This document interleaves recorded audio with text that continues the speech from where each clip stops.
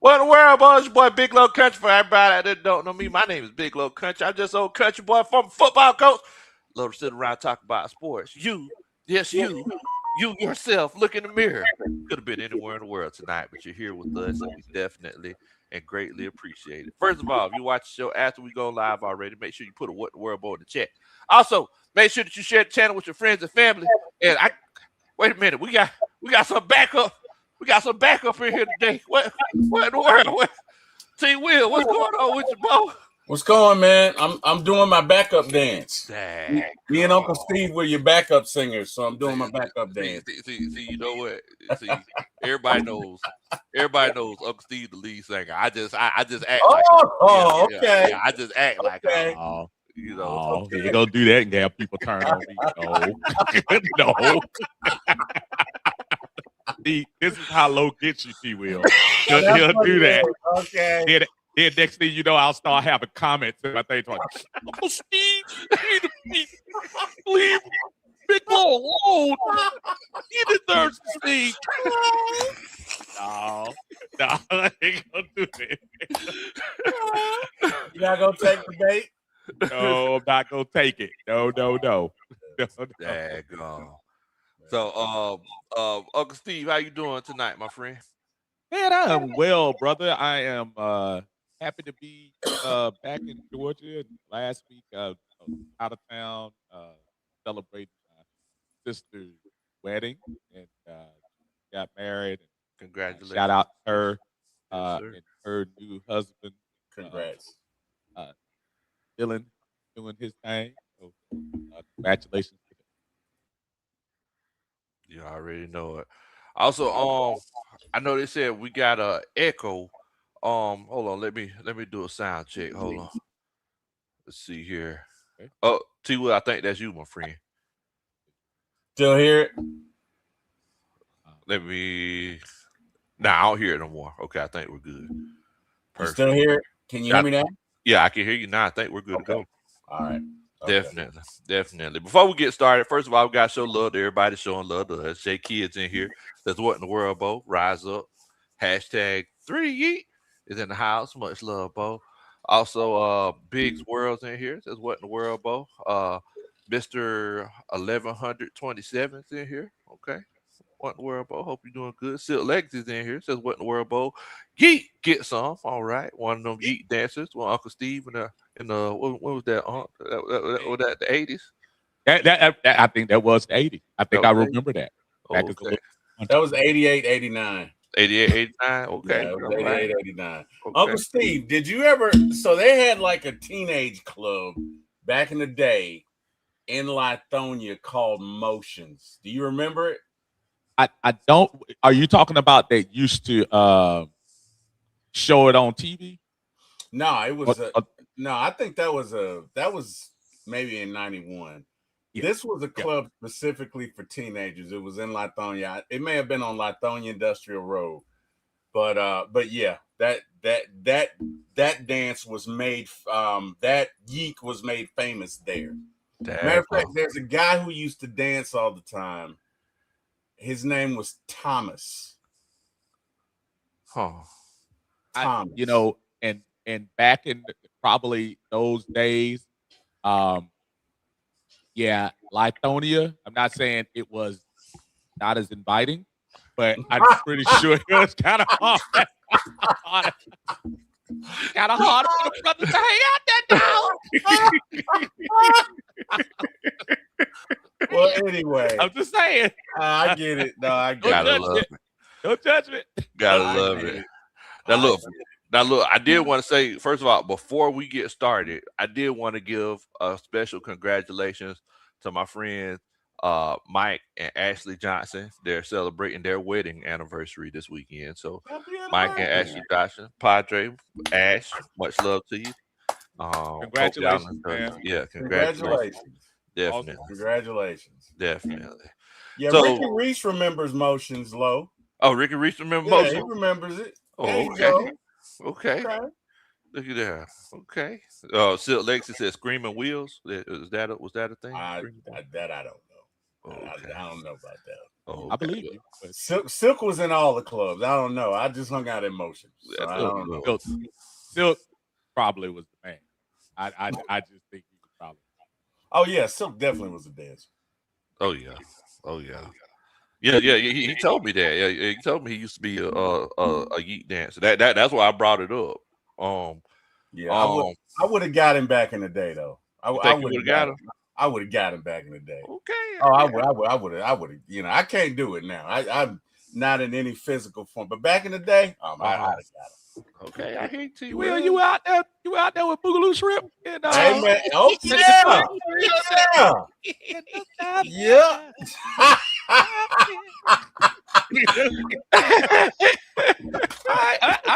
I'm just trying to fish it out, but I believe you. I believe you. I'm just saying. Oh man. Hey man. Oh man. man. All right. So I tell you what. So as y'all know, I'm pretty sure y'all seen the title. Tonight we're doing our first mock draft of the season, of the draft season, right? So thankfully I got Steve T. Will on here to help us out. Also, everybody on the coaching staff that's watching, we're gonna need y'all's help because I'm pretty sure y'all have done a little bit more research than we've done. So we're gonna get together. We're gonna have a good time. But first, to get the engagement up, I got a question for everybody. And I seen this question on Facebook on Friday. And whenever I seen that Uncle Steve was coming on the show, I said this is the perfect question for him. The question is, which female song do you hear as a male and sing with your whole chest whenever you hear it? That's the question. Which female song do you hear and you sing that thing with your whole chest when you hear it? T. Will, which song did you? And I also, don't know that I everybody want in to the chat. admit it, man. Nah, man, you got to. You got to. You got to. Oh man. And also, Sergeant Joe, thank you so much for that. Dun, dun, dun. That's a Superman chat. What's Much up, love to you, Sarge? man. What's that song? Cedric Entertainer was talking about it on a comedy special, and he was like, "It's okay to sing it, but you don't sing Beyonce's part." What's that song? Golly, it came out a couple of years ago. Oh man, the one where she was I can't think of it. Anyway, it's her part in there. I quiet as it's kept. If I'm in my car, I sing the hell out of it. I bump that thing so loud, man. But what's the name of the song? I'll look it up. But anyway, okay. It's that song. Okay, gotcha. Everybody that's watching, y'all make sure that y'all let us know which song you sing, and you know if you're a female, which male song do you sing with your whole chest? Uncle Steve, which song do you sing with your whole chest whenever you hear?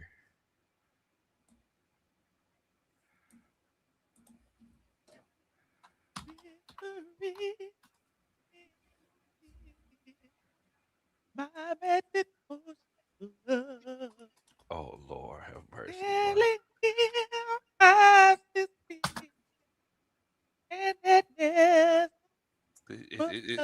But I got to be free. Okay. Is he trying to show off his vocal? I can never hit the note. Singer. I can never hit the note, but DC was singing that one. Yeah. And every time I hear it in my shower, I think I can blow it. But before Mariah, you know, boy, she was singing that. She sang, man, free. I'm okay. I'm not mad at that at all. I'm Drunken Love. Drunken Love. Oh, Drunken Love. Yeah. I've been drinking. I've been drinking. Oh, so whatever that part that she sings, that you know. You be in that drunken love. That's you think with we be all night. Hey, you be doing a little dance and everything too. Yeah. Oh wow. Yeah. Wow. Yeah. I sure do. I sure do. Yep. Well, I tell you, Whitney Houston, don't make me That's a good one more door. That's the way that she says one more door. You see the door. No, I don't want to hurt it. That's my That's jam. from the Bodyguard soundtrack, right? That whole soundtrack with Yeah, song. yeah, it is. Yeah, Yeah. yeah, it sure is. It sure is. Oh man.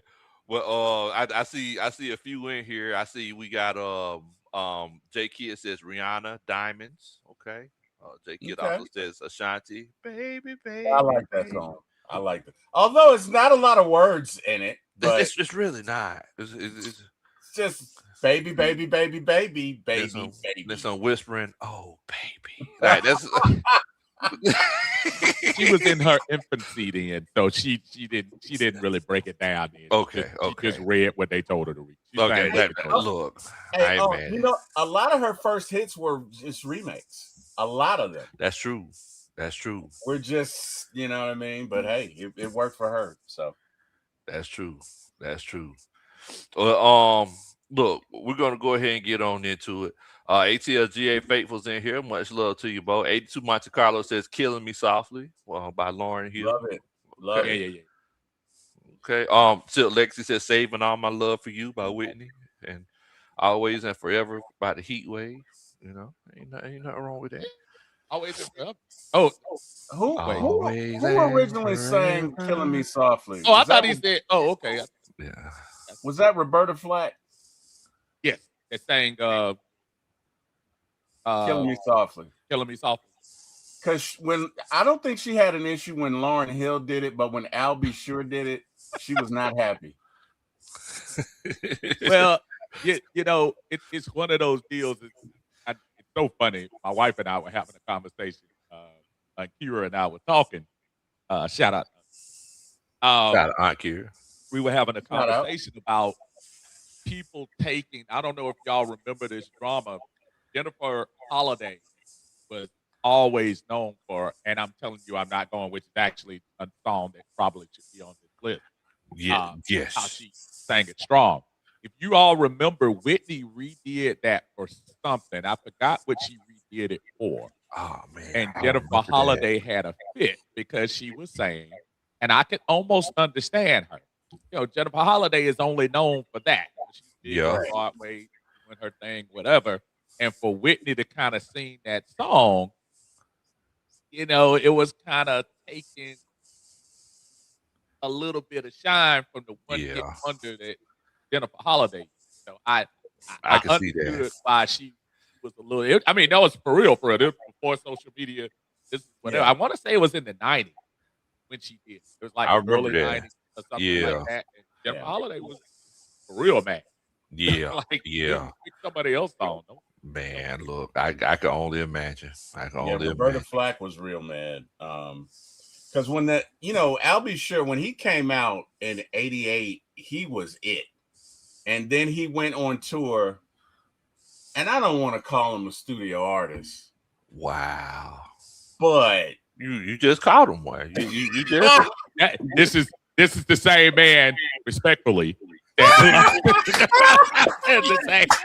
is the same. Let's not forget. He will be slick with the. He's slick with cut. Boy, you stand in front of T-Wheel at the knees. You stand in front of T-Wheel, Low, and you have to wait an hour later to see the cut. Exactly. I'm not saying he's a studio artist. Like, okay. I'm just saying the second album didn't do well. And I'm thinking maybe, you know, I wonder why she got mad, because when Lauryn Hill did her song, you didn't hear a word.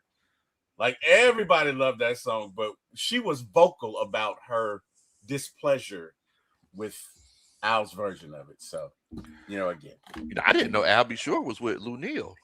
I just seen that on the other day. Yeah, on Facebook. They're a thing. I see. They are a thing.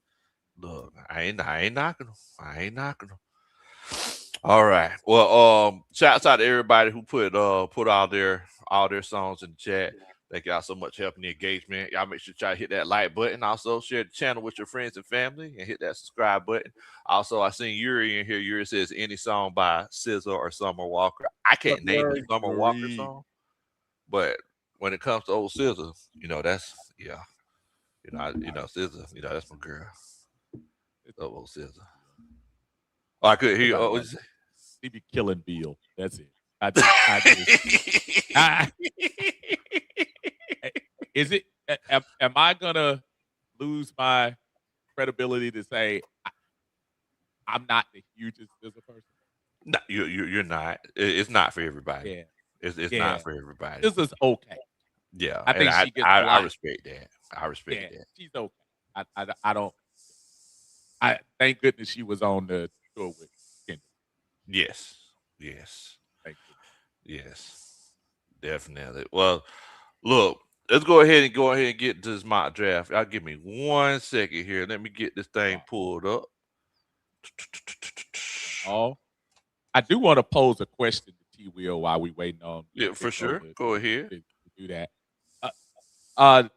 Now, T. Will, are you familiar with spam? Spam, not spam on your computer. Oh, you're talking about the meat right. spam. Yes, I am. I am. You kind of are, to me, somebody that I would assume has partaken in the spam before. Yep, spam, potted meat. Oh, okay.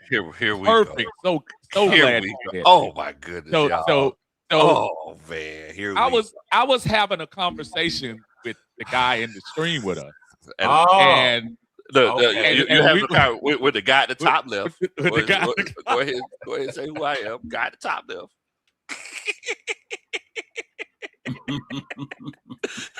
Lowe just moved into number 2 for Petty. So let me ask you this question, G. Will, and chat. Okay. Let me ask you this question. Oh, okay. All right.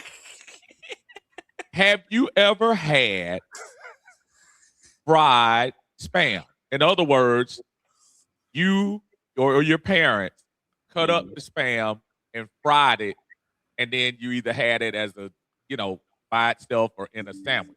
And I was talking to Lowe, assuming his African-American roots were still there, and said, Lowe, have you... Hey, yeah, Lowe, remember when we used to eat that fried spam? And in his best conservative voice, he was like, Unc? How dare you? How dare you speak on that? Fried spam? I never partake in spam. What is it, 1800 BC? And I was like, no, I just want to know, am I the only person that ate fried spam? And don't get me wrong, I'm not trying to tell y'all it was the greatest in the world at the time, but it is what it was. Just like T. Will was talking about the potted meat and the stuff. We just did what we had to do. But has anybody had the fried spam? If you had a fried spam, I don't know how you do it, Lowe. If you had fried spam, put a 1 in the chat. If you're like me and never had fried spam before, put a 2 in the chat. I mean, because Uncle Steve, see, I know what this is. At the end of the day, I always call Uncle Steve out for being bougie because he is. He's like Yuri. Absolutely. He's like Yuri. He's bougie, right? So it's one of those situations where now he's trying to make me out bougie him. That's all that is. Okay. I'm just saying. Okay. I'm just saying. So I'll ask it. So T. Will, you didn't ask the question. Did you partake in the fried spam? Okay, so growing up with my parents, they didn't do that.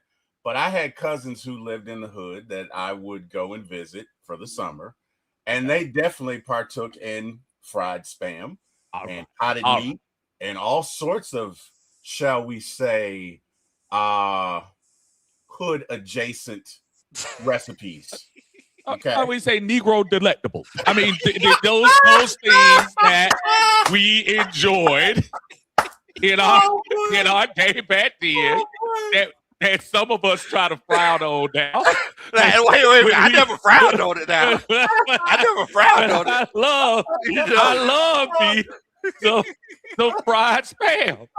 So, Hey man, so there's I nothing love wrong that with that. I'm seeing people putting ones in the chat, and I see folks in it. So I was just wondering because I know my brother Lo he's a good guy, but I don't know. I think he dropped a half notch in there for me, man. Hey, Lo, you want to hear something funny? What that? So again, I'm not gonna lie, man. I grew up in the suburbs, but my parents are from Alabama. And the funniest thing in the world I've ever seen, my father pledged Alpha Phi Alpha fraternity, but he loved certain, like you say, African American delicacies. And the funniest thing in the world was to see him eat some chitlins with his pinky in the air. I will never forget that. I will never forget that as long as I live. He came over at one time, and my wife and her folks love chitlins. I knew what it was at a young age. I can't stand the smell. I can't be in the house when it's prepared. I can't do it. But they love it. But to hear my father say, Kim, can you make me some chitterlings? And he didn't say chitlins, okay? He said chitterlings. And then when he goes to eat it, I swear his pinky's in the air. And it was like, I don't know. I never forget the moment, right? So my dad got it, Unc, is what I'm saying. No matter how far he got away, right? He never forgot his roots. So there you go. Like a man after my heart. There you go. Like a man after my heart. Oh, you Yes, eat sir. chitlins? I don't partake in the chitlins Okay, as much. Now, my parents did a lot of that, but I didn't partake in the chitlins. Yeah. I can't do. I can't, bro. I can't do the smell. You got to clean them bad boys. No, and even in cleaning them, the smell, like exactly. Because my wife's family, they like it. I don't. I oof. But we probably will have it for the holidays. But when my mother-in-law prepares it, I roll out, bro. I'm not in the house. I roll out. I gotta go. Yeah, I gotta roll. Goodness gracious! Wow, Uncle Steve just called me out, boy. I was like, hey, bro, I just thought that was funny to me. So I was like, but it was glad to see that your chat definitely partake. Everybody partook of the spam. We never did spam. I don't know why. Did you have fried bologna, Lo? Oh yeah. Oh yeah, fried bologna. Shoot, yeah, you got to cut that slit in it. Then you got to chew on the wrapper. Yes. I saw a lot of people come in and say fried bologna. I might go downstairs and make me some fried bologna. And there's nothing better than that. What you talking about? Nothing better than that when you get it right, fresh out the skillet, and you put it on some mayonnaise for your sandwich. Oh, good. That is good, man. That's good eating. Can't beat it, boss. Can't beat it. All right. Well, I definitely appreciate that. Thanks so much, Uncle Steve, for calling me out. I definitely appreciate that. It was my pleasure. Be like Chick-fil-A. It's my pleasure. How dare? What did he say, Uncle Steve? How dare you? What is this? Oh, Stone Age? Man. Well, look, it's feeling like the Stone Age this year with the draft because the Falcons' first pick is number 48 now. After we made the trade for Bird from the Philadelphia Eagles. So basically, this draft is not going to be as fun. I noticed that a lot of people aren't really looking forward to this draft because we're not going to be getting any big name guys. But I said, well, let's go ahead and do a mock draft to see how everything would shake out. So everybody in the coaching staff, we've done this for years. We're going to go through and, we're going to take all the suggestions and we're going to try to put together the best possible draft that we can. We're doing this on PFF and let's get to it and have a good time, bro. So I always update the settings. Just kind of want to let y'all know what you're dealing with. So we got care for positional value. I'm gonna put that about 3/4 of the way. Draft need, that's about. I'm sorry, I'm gonna put that about a quarter of the way. Draft need is about 3/4 of the way. Randomness, is where it's at. So let's take a move that look. draft needs over a little bit. Okay, move the draft needs over to more. I know. In the country, 75% is a little bit less. On the SAT, we put a little bit over that. That's that country man. That's what you saying. That's that country man. Look at here, man. Look, I mentored a kid that went to APS the other day, man. I told him 3/4 the other day.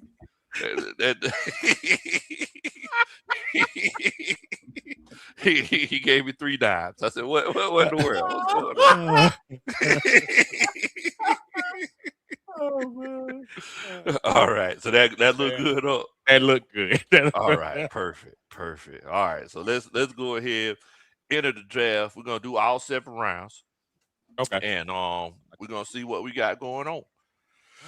All right.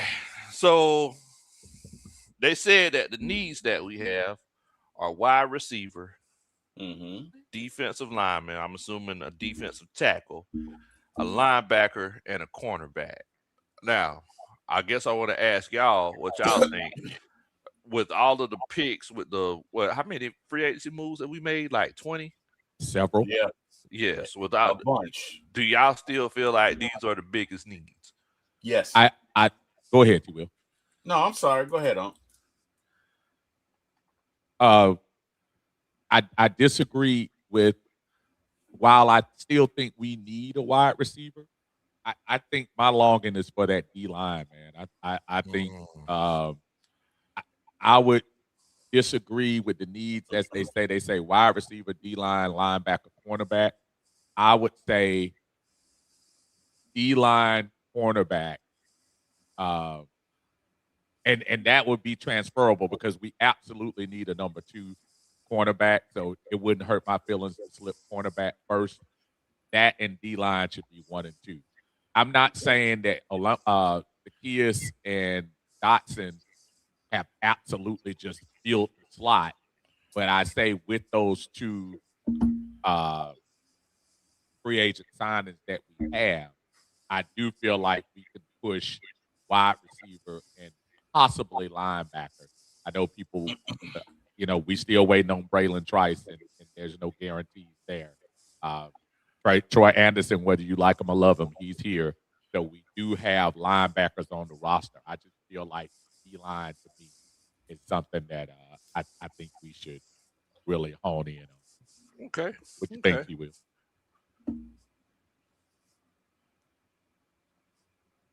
What you think, T. Will? T. Will. Lowe made some good points, but Olamide's on what, a 1-year deal? I believe so, yes. And is Dotson on a 1-year deal or a 2-3-year deal? Dotson's on a 2-year deal. It's 2-year. Yeah. Okay.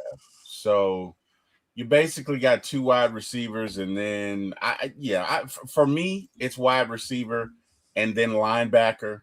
No, Uncle Steve is getting ready to clown me. Respectfully, watch your knees. Watch your knees. We don't know what we're gonna get from Troy Anderson, and I mean, I'm not gonna say that man's name, but y'all know who I'm talking about. That that was the depth last year. Does it rhyme with her stand? Yes. Yeah. So for me, the most immediate need right now for me is linebacker. But I'm okay with wide receiver.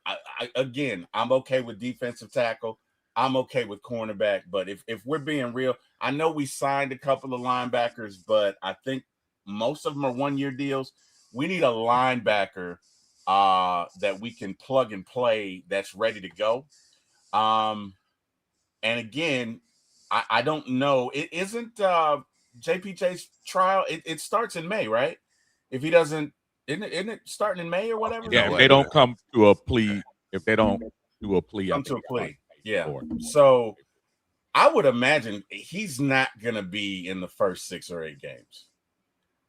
So, you know, for me, that means you need a linebacker because unless you're going to move Jalen in that position. But if you're not, and you're going to keep him at basically rush or on edge, you probably need another linebacker. Those are my thoughts. Low, what do you think? You know what? I'm gonna be completely honest with you. So at this point in time, I legitimately feel like the Falcons are gonna go best player available. I feel like we've had our pre-draft in free agency, and I feel like whether it's a wide receiver, defensive tackle, and who's that? Tony Wright, he made a good point. Christian Harris, that's a really good linebacker that you got in. Matter of fact, he was the starting linebacker in Houston before he got hurt this past season, and the other guy came in and kind of took over. But Christian Harris, he's a really, really good linebacker. Okay. So, it's a. I really feel like we're legitimately in a best player available situation. Okay. So, we could go and we could take a look and see what we got on the board, y'all. Shouts out to my homeboy Let Us Pray in here. What's going on, Let Us Pray? Hold up, Let Us Pray. Much love to you. But he said Rodriguez is a dog. That's the guy from Texas Tech. Also Henry Trung's in here. Henry coming in from Uncle Steve's channel. Y'all make sure y'all go to Uncle Steve's Lounge, hit that subscribe button. Ricky Reese, he says cornerback. Shouts out to 803 Tonio in here. Said what's going on, Falcons family. Hope you're doing good tonight. So somebody mentioned earlier, they said that they want us to do a draft with trades and without trades. Does that sound good to y'all? Yeah. Okay. Yeah. All right. So let's do the first one without the trades. So this guy right here, D'Angelo Pons, I've been singing his praises all season before they made it to the playoffs. 2 interceptions, 64 targets, only gave up 379 yards. But the issue with him is that he's 5'9". That's the big issue with him. So I guess it's like one of those cases where it's like, do you want to go through with that whole Clark Phillips situation again with the smaller guy? I know a lot of people don't like the fact that Kobe's kind of small as well. So you know, that's something that we got to consider. Everybody in the chat, if there's anything that y'all would want us to look at, let us know. Jay Bird says, heck no. As far as Pons. Now somebody also mentioned Zane Durant, the defensive tackle. I think that's definitely somebody that you might want to consider as well. I know Uncle Steve, he's been talking about helping out that defensive line. Now, whenever you were talking about the defensive line, were you talking about like a tackle, like a big guy, or were you talking about like an edge rusher? No, I'm talking about a big guy. Okay. In the middle. My secret wish is Christian Miller out of Georgia can fall to that spot. I know it might be I've seen some places have him as high as low first round, but I feel like just his size, 6'3", 6'4", packing about 320, a good 320, like solid 320, and just a big stuffer. We had a hard time with the run at times, and I know we still got some people coming back from injury and things of that nature. But Christian Miller is somebody that get a chance. But I hope I'm not killing the league, though. That's somebody. I'm looking at his numbers right here. Looks like he played almost every game the last 2 years. Um, but just like you said, 6'4", 310. Um, just a just a stuffer. He at 17 hurries. Coming from the A and B gap. That's really really good. And playing in the SEC, he did pretty good against top tier competition against Alabama, Texas, Mississippi State, Auburn, Kentucky, Tennessee. Those pretty good numbers right there, Bo. And yeah, and against anybody in the SEC, that's awesome. And I also uh, let's not ignore the fact, Lo, that we saw pretty much the Falcons pull up in a Greyhound bus with everybody and their mom up at UGA's pro day. So I'm looking to see it. They should be targeting folks like that, in my opinion. As somebody that I really feel strong about. Okay. Okay. Well, at this point, if you just looking at this board now, like we got a few things that we could consider. You could consider Keith Abney, the guy out of Arizona State. He's a cornerback, typical size, 6 foot, 190. But as far as that defensive tackle, like in this general area at 48, I'll be completely honest with you, Unc. I don't really see nobody up here that um that fits your description, Bo. Unfortunately, they probably drafted him early in this mock. Oh yeah, I'm sorry. I pulled it up. I meant to say too. No, it's all good. Yeah, he got drafted 37th by the Giants. Yeah, that's not a shot. That's Yeah. not, and I think he's gonna be right in that cusp of. I could almost see if he slips to the second round, I could see people running up to get him early in the second. What about Mason? I'm sorry, No, you good, bro. Okay. What about Mason Thomas? Is he available? Mason Thomas. Let's see. So the blind man talking to a deaf dog on the telephone.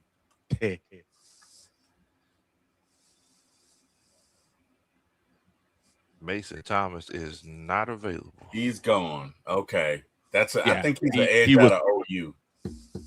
Yes, and he was good, T. Will. He showed up in a couple of the big games there too. That's not a shot. He's probably off the board. Yeah. Well, is our guy Branch still there? Zachariah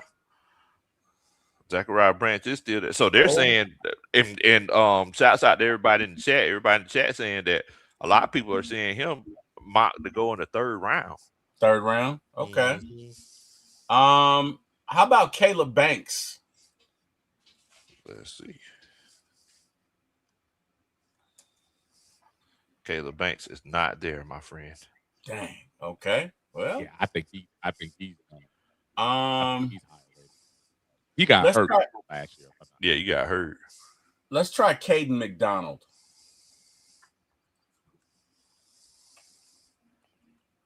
Caden McDonald. Oh, he got taken 26 by the Bills. Okay. All right. Well. See how awful this is being in the second round, and you're gonna have to wait. And I'm serious. This is gonna be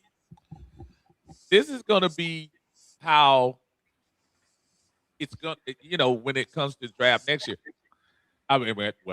Next month. But here's something. Well, you know what? I'm gonna wait for the pick. Right. Oh, I'm sorry. What you say? Oh, your mic went out on me a little bit. Oh, I'm sorry. This is where I'm, and I'm not trying to kill the lead again. This is where I think somebody like in May try to do something, and I know folks don't shoot the messenger. Please don't. I'm not sure Jesse Bates is going to be on this team. Oh boy, here we go. Okay, look, I'm not. Listen, Again, this is different. I love JB. JB has done a lot for this team. JB is an all-pro safety. JB is everything we asked for. But you know what else JB is? JB is $24 million this year, and we don't have him.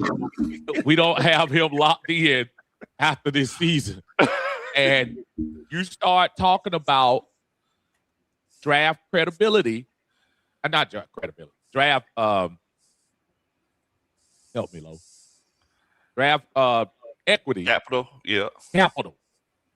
Yeah, I knew that would come in. Draft capital. I think you need to make a move like that.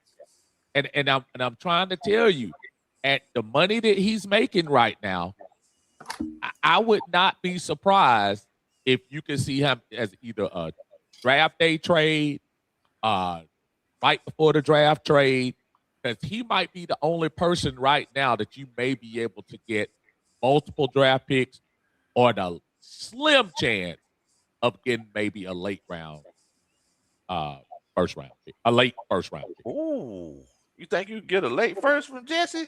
You might, man. Jesse's 31 or 30. I think he's 30. Okay, 30 years old. Dude, all pro 2 of the last 3 seasons. Still, some would argue he's still at the top of the game right now. Man. I think you have to think about it, man. I mean, because this is the reason why I wanted to do the mock draft, is because I wanted everybody to see how tough it is when your first pick ain't until number 48. It's tough. Yeah, it is. Tough. It is. Xavier Watts is not going to be ready. He tore his Achilles right mid-season. Billy Bowman. Billy Bowman. I'm sorry. Oh my God, Lord, forgive me. Oh, let me knock on. He will. What the hell is wrong with you? Okay, let me knock on. Chat, I'm so sorry. Please, Lord, don't let Xavier Watts get hurt. Please, Lord, please don't. It's T. Will's fault. He ran his mouth. Billy Bowman is going to be out till mid-season, right? So if they do trade, you said what? Maybe. You never know. I mean, he got hurt pretty early, right? No, he tore his no. I'm saying, but he still might be ready. These young boys, bruh, he could be ready. He got hurt like around week 9, right?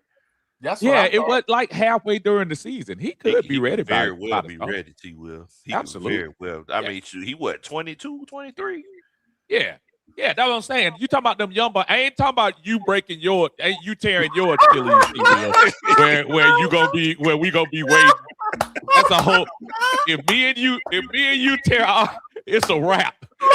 You have to pull out that cane for the rest of your life. Hey, Lo, do me a favor. Can you go back to Josh's comment? Josh said we're not in a position to trade good players. The heck we are. Yes, we are. Josh, the only untouchable player at this moment, and it really depends on who you talk to, is Bijan Robinson. Yeah. And on this team. JB is a great player and is one of the best safeties in the league. But we're at a point when you have a team that has already signed like 14 or 15 one-year contracts. I'm sorry, that doesn't sound like a team that's saying we're gonna stay the same for the next 2 or 3 years. This sounds like a team that's saying everybody is on notice to compete. And we'll see what happens going into 2027. We are in a great position to trade for good players. I mean, to trade good players. You got to do what's best for the team. Yeah, especially whenever you have all those good young players, right? Right. Like if you got the Xavier Watts and the Billy Bowmans and the Kobe Bryants of the world. I mean, it makes it a little bit more digestible. Now, if you would have came and said that 3 years ago, whenever we had what was the guy's name from from the Raiders, Eric Harris, and Oh, um. shh. Oh, yeah. I remember them. Oh, yeah. If you would have Oh, said my that God. then, I it would have been a remember completely different that. situation. shout, Blackberry. Shouts out to the home team of Blackberry. He says home team says what's happening. Says the JB will clear up significant cap space, but we don't need to move any pieces for space. We good until 2027 when the space is wide open. I'm not worried about the space. I'm talking about draft pick. We need the Right now, at picks. this We point, need I'm talking the about picks. picks, Blackberry. And let me make it clear. I'm not telling you I want to trade Jesse Bates. This is not Right. me saying going on a campaign to get rid of Jesse Bates. My concern is at this moment, I'm looking around seeing 5 draft picks, including one where we got to wait till day 2 to make our first pick. And I'm saying to Late myself, on day 2. yeah. And I'm Yeah. looking at Yeah. the situation saying, hey, fellas, we got to do something. I'm not saying we don't have some good young people in place right now, but yeah, you trying to get picks. Yeah, I'm not worried about space. Space is going to take care of itself. You're absolutely right. In 2027, once T. Will's favorite quarterback, Cousins, gets off the roster. So we got that last little bit of his contract next year coming off. But Oh, yeah, man. I love Kirk Cousins. I love Kirk. I mean, because look, if you look at I mean, I'm just going back through the draft, and man, there's a lot of these guys I showed up with mine having. Jermod McCoy, from Tennessee, I wouldn't mind having him. Avion Terrell, I wouldn't mind having him. Cassius Howe, I wouldn't mind having him. Caden McDonald, we were talking about we needed a big guy. I mean, so it's it's one of those situations where once again, Ian Cunningham said multiple times they came in with 5 picks the first year in Chicago and left with 10. Now, with this whole situation, whenever they traded for Bird, that was essentially a draft pick because they traded down 2 picks and ended up getting Bird. So I consider us having 5 picks with Bird being one of them. So that's something that we got to consider. I also another thing that we got to consider is this young man that keeps trying to wash my truck, but he's not getting all the pollen off of it. We got old Jack Spade in here. Jack, what in the world, bro? What's going on? Spade. What in the world, bro? Hey, man, big shout out to everybody here on the panel, man. Big shout out to everybody in the chat. Country, man, great job with the yard today, man, especially getting out there early. I know it was a little chilly today, but I saw you with your jacket on. And new uniforms, too, man. Good job, man. I'm proud of you guys, get some new uniforms for the spring season. Daggone, I hear you, Jack. I hear you. Well, look, Jack, since you just coming on here, bro, we're kind of stuck, and we've been trying to do this mock draft, but every time we try to start doing it, we always stop and complain because somebody will ask, "Well, wait a minute, is Christian Miller there? Nope, he's not there. Is Caleb Banks there? Nope, he got taken already." Do you feel like, and everybody that's watching, y'all let us know, do you feel like the Falcons would trade into the first round? If you do, put a 1 in the chat. If you feel like it's not going to happen, put a 2 in the chat. But what you think, Jack? Personally, after seeing the Falcons show up heavy to Georgia's pro day, the only player I can see them trading into the first round for, because his draft stock is not dropping right now, would be a Christian Miller. But then again, if they do, sit tight and they want to go second round and, of course, get their guy from Georgia, of course, my guy, and I'm sure everybody can agree, or not too many people might not disagree, but Zachariah Branch would be a good fit with this offense. I do see the Falcons probably trading back in the draft. Terry Fontenot was big to trade up and get their guy.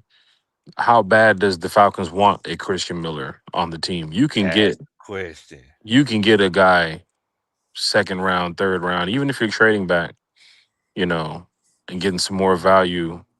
You can still get a, interior defensive lineman some way, somehow in the, third round if you want to. But my guy, looking at the Falcons right now as we get closer to the draft, that wide receiver room is still kind of slim. And I'm looking at, Uncle Zachariah Steve, what are Branch. you, Uncle Steve? What are you doing? Like, I was what's trying to that? send a message. I was trying to send a message to Jack. I know it. what, I can't see it. What does it say? Hold on, what, let me turn my camera sideways. what that say? The Jack, live is the the live at the gutters are top is still full. blocking it. Yeah, I Huh? What can't see is it because I. What it say? Oh, Said the gutters are still full. I was trying to Oh my god. subliminally. I was trying to subliminally, but since you want to put it out there, Jack, I, unlike Lowe, Sheesh. Oh unlike Lowe, wow! unlike Lowe, I Oh have respect. man! I have respect for your craft, and I don't want to. I don't want to no, put that out there between fixing golf balls hitting windows and cleaning out the gutters.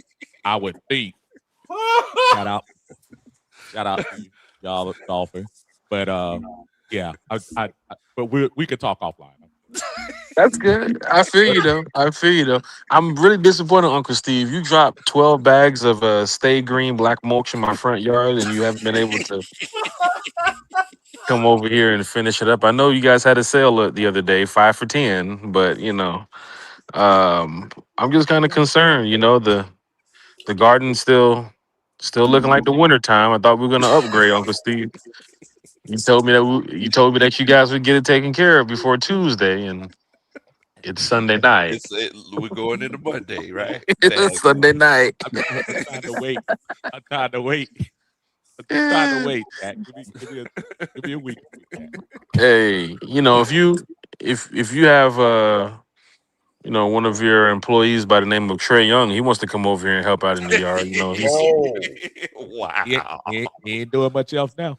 oh wow! man, poor Trey, poor Trey. yeah. No, Who'd you guys draft so far? Bro, we're stuck at 48, right? Mm. So before you came on, Uncle Steve was saying that he feels like the biggest need is that interior defensive line. I know T. Will was saying, T. Will, you were saying linebacker, right? Yeah, Me myself, I was saying best player available. Now, y'all know I have Look, connections with Tennessee and Chris Brazzell. I feel like he would be a really good fit. But the question is, do you want to take a wide receiver right now this early? That's the question. I mean, looking at our offense right now, Georgia's best player on that field was Zachariah Branch. But he's And mocking to go in the third round. for a mock, yes, I do think in the draft he's going to go up a little bit higher. I mean, how many wide receivers are ahead of Zachariah Branch right now? Like, just All right, off let's of take a looking look. at teams that need wide receiver. I mean, if we're going into the season with Drake London, Olamide, Dotson, Dylan Drummond, Devin Tompkins.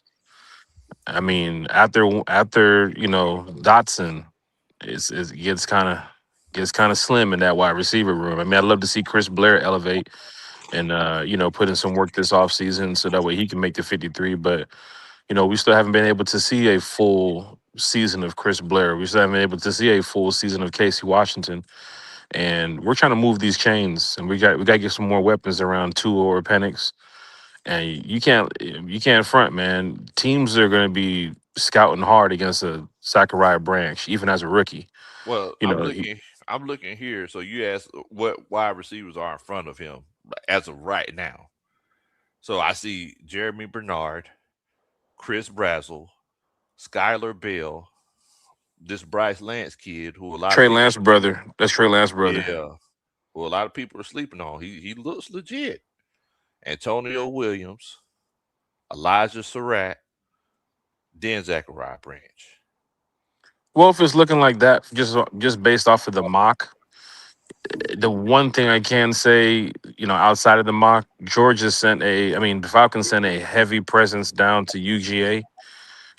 If Christian Miller is on that board at 48, I would definitely select him, He's knowing gone. that he's gone. He's gone. So Georgia, the Falcons being down there at Georgia Pro Day, I don't think they was all down there to go see Oscar Delp, respectfully. I mean, Low, respectfully, Trey Lance looked really good too, and we see how that turned out. So, I mean, just quarterback and wide receiver, that's two totally different things, right? same household, sir. Same household. I'm just Daggone. saying. we I'm just we saying. can move the chains in a significant way with a guy like Zachariah Branch. But then again, if you go take a Chris Brazzle, Zachariah Branch probably won't be there. I'm sure they probably won't select two wide receivers No. this draft. I probably see them going after another receiver before the draft hits, just for some assurance. But right now, uh, you can lean with what Uncle Steve is saying. You can lean to what he's saying right now. Interior defensive linemen.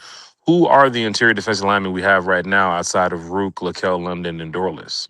So you got Root, Lakel London, Dorless. You got Chris Williams, the guy that we got from Chicago. Hmm. And then, I mean, I guess you could list Zach Yeah, Harrison as a, Harrison, yeah, Harrison's more of an yeah. edge kind of thing, but he it's technically a defense. Unless he butters up and gets some more weight on him. I mean, I think he did bulk up last season just to play more on the outside. But I mean, depends on what Jeff Ulbricht's technique wants to be with Zach Harrison. He is coming off of injury. Dorless, did a lot for us last year, and Rook actually did it pretty well too. To come in there and fill in whenever Dorless, was step to the sidelines or even just being right there on the field with him too as well. But we are kind of slim um, at the interior defensive line position. Who do we have outside of Christian Miller now that Christian Miller's gone? Who is left on the board when it comes to defensive linemen there? So as far as the defensive lineman, you have Grayson Halton, Dominique Orange, Daryl So Jack. Dominic Orange is the name that was brought up in our chat. I think Ghost Peppers or another fan of the show was speaking about Dominique Orange. Very good combine, very good overall. Just score as a player last season, but you got that guy Daryl Jackson from Florida State. I mean, would it be a reach to get a guy like Daryl Jackson at 48, knowing that he will be gone a couple picks after? But Daryl Jackson was very disruptive last season. I ain't gonna lie, that dude right there, that's a problem, man. What is he 6'5", 337? Hmm. Man, hey, But see, the thing is that one thing we got to consider. Think about your boy, Jeff Ulbrich. I know we want somebody who's 337. In the words of T. Will, the big pretties. We want a big pretty 337, but Jeff Ulbrich, I don't know if he will want a guy like that, huh? Like we've seen so many times where they'll take a guy who's like 280, 285, 290 because they want those attacking style defensive linemen that could right, pick a gap and shoot it. Did right. you ever see? Did you see a lot of Christian play last year? Oh yes, And I'm gonna tell you, um, he's a little bit different. He's very he is. he's not stuck in the mud. He can move. He's pretty quick for 321. And you got to remember that frame stretching out a little bit. 6'4", 321 is different than 6 foot Yeah. 321. So I hear you. And going back to what Jack was talking about with Zach Harrison, and I feel like last year, I don't know what y'all think, before Zach Harrison got hurt, you can argue Oh yeah. as far as the interior line next to Dorless, he might have been having the best year on the interior before he got hurt. I mean, yeah, he was able to slide to the outside and get a sack or two, but he was also causing some havoc up the middle. I don't think it's a coincidence that the run defense suffered It when did. he wasn't able to be It sure efficient did. as well. That's true. But That's yeah, One true. thing too as well, just to piggyback off of that, with Ian Cunningham, being in Philadelphia that year when, that front four was getting so much pressure, some of those Georgia players, I'm sure Jeff Ulbrich would love to have, schemes dialed up to where his front four is able to get to the quarterback without applying any extra pressure on the outside blitz or linebacker blitzing. Because Diablo ain't doing too much blitzing, playing the position that he plays. Caden Ellis did take up, a lot of that outside game and helped out in a major way. Hopefully Christian Harris and, wherever they put Channing Tyndale this season can help out too as well. But I need to get I need a run stuffer. You know what I'm saying? I think one of our biggest problems last year was when guys were hitting the A gap and just destroying us. I mean, we was doing really good on the pass rush, but I just need somebody in the middle. Chris Williams is a big boy. If he's able to make the 53 and get out there, he's a guy that we can probably lean on. But I still haven't watched too much tape on Chris Williams. And don't forget about But Deshaun Hand as well. oh, that's right. We do have Deshaun Hand. That's a big boy. Yeah, So that's yeah, a that's big right. That's right. So maybe you want to get somebody that's a little bit more, of the technique, like a Dorless. Rook is he's a monster too as well in the middle. And of course, when they get into camp, we'll find out, who puts on some more pounds and you know who lightens up a little bit. But well. Dorless commanded so much in that middle last year that he did such a great job. If we can get another Brandon Dorless in the middle, that would help us out. So I'm gonna tell you like Kirby Smart told me one time. Kirby Smart told me unless a guy is a dancing bear, just like Uncle Steve is describing Christian Miller. He said unless you got a guy that's 325 but can move like he's 265 and as strong as all get out, he said those guys don't just they don't get taken in the first round often. Like unless he's a Jalen Carter, unless he's an Ndamukong Suh, unless he's a Gerald McCoy, those guys you don't see them often. You normally see because one thing that there's no shortage of in America is a 6 foot, 300-pound guy. Let's be honest. There's no shortage of those. There's no shortage of those guys. So I feel like as much as we would like to say, hey, let's take a guy like that in the first round, that guy's just not there. Or well, I'm sorry, with the 48th pick, that guy's just not there. They all got taken off the board. Did y'all notice how low dropped that? Like I was talking to Kirby about. Kirby told me. Kirby.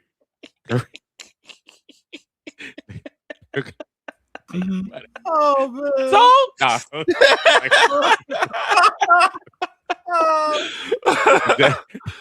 he said such conviction. Hey Jack, remember? He's such a hater. Remember that time I was talking to Bill Belichick? I mean, I can tell you what Raheem Morris told me, but I'm sure you guys don't want to hear that. We don't care. In the words of old boys to men, we know you talk to him. We just don't care.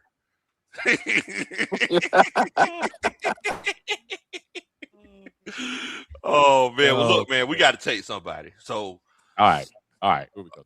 I'm thinking we would say best available, but they showing Ty Simpson, so we're gonna definitely have to go. No. Yeah, we ain't doing that.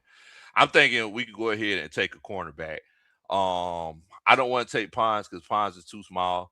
I'm looking at Keith Abney now. I'm not fit for a cornerback in the second round right now. What'd you say? I'm not too keen on them going cornerback in the second round. I think that's like a third round move, knowing that they have a lot of guys in the building right now.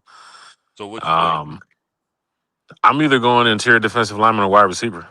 I mean, that's just for me. That's just me.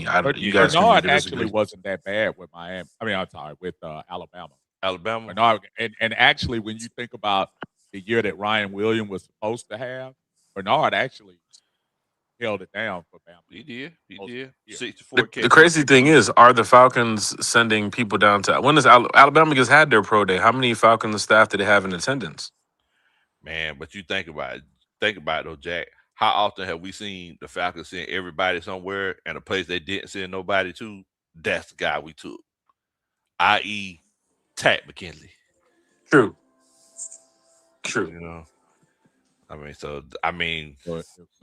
we were on the clock, they would have took our pick. So yeah. I tell you what, let's take Jeremy Bernard, and we'll see who's available with what's the next pick? I think it's 79, I believe. Okay, so unfortunately, Zachariah Branch got taken off the board. So, um, you have a few different options. You got the Mike Washington Juniors. I'm pretty sure we can all agree the running back room is good to go, right? Yeah. A name that a lot of people have thrown around, Keelan Rutledge, out of Georgia Tech. He's a baller. Mm-hmm. Like he's a baller. Um, you could legit get somebody to help with that depth at that guard position because I mean, I don't think we, if I'm not mistaken, uh, hey, what's the boy's name? The left guard. The one Uncle Steve picked on draft night, Bergeron. Tell my Yeah. Bergeron. The last couple of seasons, didn't he have some injury issues? I know he did last season, but didn't he have some? Yeah, a little bit, little bit. He did. He stepped back, definitely in 2025 from what he was in 24. I still think he has the chance to be kind of solid. I haven't given up on him, but at this point, having some depth on the offensive line is not a bad thing. So if Rutledge is somebody that you have some faith that uh, Bill Callahan can work with, and I trust Bill Callahan to do what he needs to do. Uh, that could be somebody that can look if you don't see a cornerback that lights your fire. I know I hear what Yeah, Jack's saying about the yeah. cornerback. Now, I know they got this kid from Florida, Devin Moore. One thing that we can say about that Florida defense, even though the actual team wasn't that good last year, the defense did play pretty well. He got 2 picks, 2 touchdowns, was targeted 30 times, only allowed 189 yards. Really good in man coverage, really good in zone coverage. That's definitely an option that we could take a look at. And once again, he did it in the SEC. You know, he did it against the Texases of the world. Um, he did it against the LSU's and the Georgias and the Kentuckys of the world. But he did struggle against the Tennessees and the Ole Misses of the world. So that's something that you got to consider as well. If y'all talking about taking a cornerback, that's definitely an option. Another cornerback is Dalen Everett. Um, I don't know if that's with that whole Georgia connection that Jack was talking about. I don't know if that's something that y'all were considering. Well, I mean, again, I would be willing to bet you that the relationship you're going to see with the university, there's something that fans have been screaming about for decades. To show the force that the Atlanta Falcons did, um, and Kirby produces pro-ready players. He And does. I He think you does. have to stop ignoring that and letting other NFL teams take advantage of that. If Dalen Everett is somebody that you think can fit the bill at that point, then that's fine. I think he's worth looking at. 6'1", 6'1.5", 196 on my book. Uh, you know, let's He see. gave up 440 yards though. That's a lot of yards you giving up. Targeted Yep. 68 times. And on a team that it was kind of tough to run against, everybody did kind of throw against Georgia last year. That's true. I don't know. I don't know, mate. I do like the kid more out of Florida, maybe a little bit more, but no pun intended. But I was going to say, I see what you did there. but yeah, I SEC. I don't think you're gonna be able to go wrong as long as we got the right people coaching them up. Okay. We'll see. And that cornerback room scares me. Yeah, and I'm gonna be completely honest with you. That cornerback room that scares me as well. Um, Jay Kidd says Devin Moore for me. Grave Digger says so. Let's go with Devin Moore. All right. All right, Then that at sounds 122, everybody coming off the board, bro. It's wow. man, we're gonna have to go. What round is that? So this is the 4th round. They got Xavier Harris on the board. Look, that's your guy. Big boy. 6'8". I know this. I know this during this mock draft. Ian Cunningham had mentioned about University of Georgia being right down the street, and they're going to select a player from Georgia. So we might want to start looking for one or two of them guys in a minute. Oh yeah, I mean, I'm sure they're going. They're going. I mean, look, they're already getting Georgia guys like to come in to help out and everything. But I mean, one thing that we know about the draft. Oh, Jalen Kilgore is still on the board. This kid right here. They say he's 6'1". He's taller than that, and I could say he's a good 220. But that kid is legit. I remember he was freshman All American in 2023. Okay. Now I mean, as far as like Georgia players on the board, I really don't see anybody. But I do know you got Chris McClellan out here. He's the 6'4", 323 guy, big guy that everybody was looking for. What's going on, Tip? Much love to you, Bo. Hope you're doing good. Gravedigger says take Zay. He's Yeah. up. Yeah. Yeah. Yeah, Xavier Harris is legit. And the crazy thing about him, is that he's Yep. one of those guys who he ain't just big. He can move around a little bit too. So for those short yardage situations, go ahead on. Give me those numbers again on his weight. I know I saw 6'8". What was Yeah, his 6'8", 330. 330? Yes, sir. That he was and Ole Miss.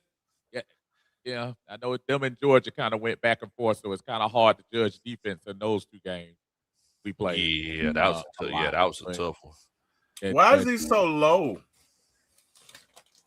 Oh, I don't know. I don't know question. T. Will. I know that, like I said, I know that he's not a good pass rusher. I know that. Like his pass rusher rate is 7. Gravedigger makes a decent point, and I'm not trying to say because at 6'8", that's a lot of weight stretched up. So 330 might not be as big as you think. That's a good point. That's a good point to me. But, yeah, he might have to bulk up. Yeah, he might. Honestly, he might have to, yeah.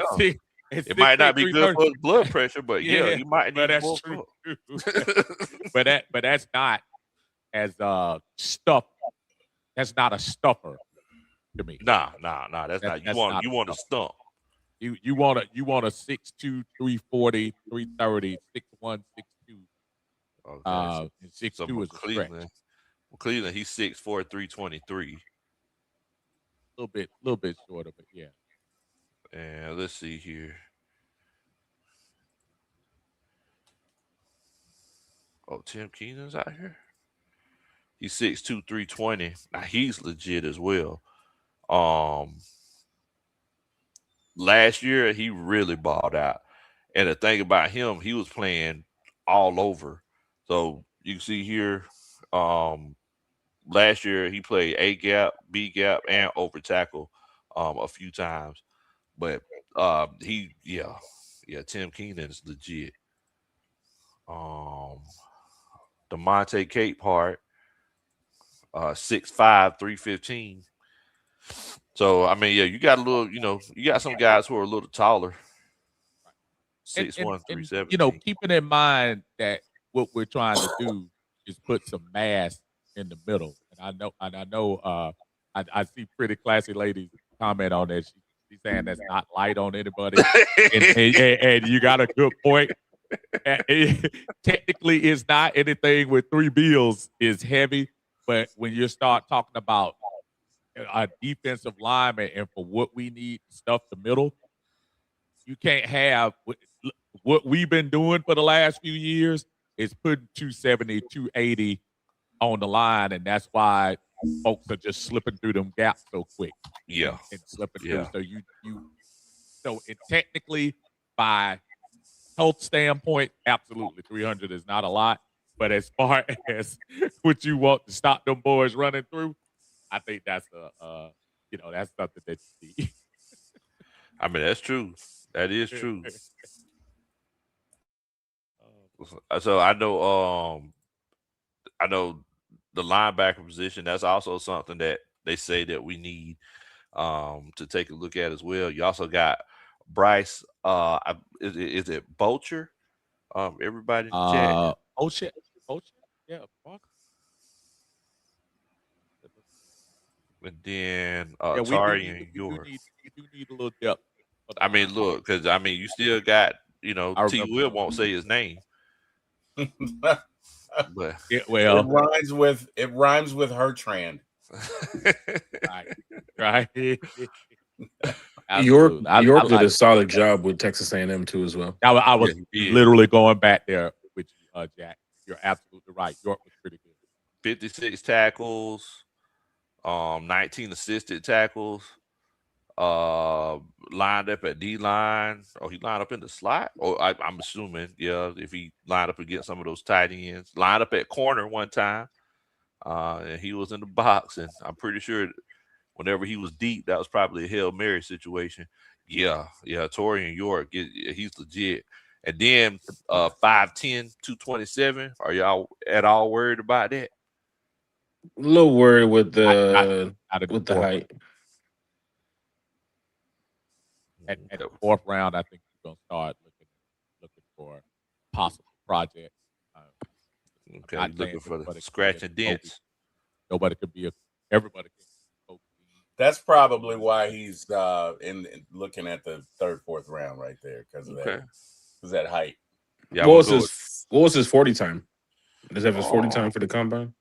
I don't think his 40 times on here, but I could find it. Hold on. I saw him when I was watching Texas A&M games. Outside of that defensive tackle in the front, that York was flying around all over that field. I remember seeing him. He was all over the place. 4.53.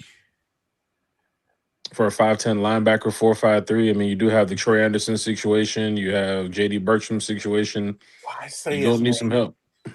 That's tough. That's tough. Say his name. He who shall not be named, Jack.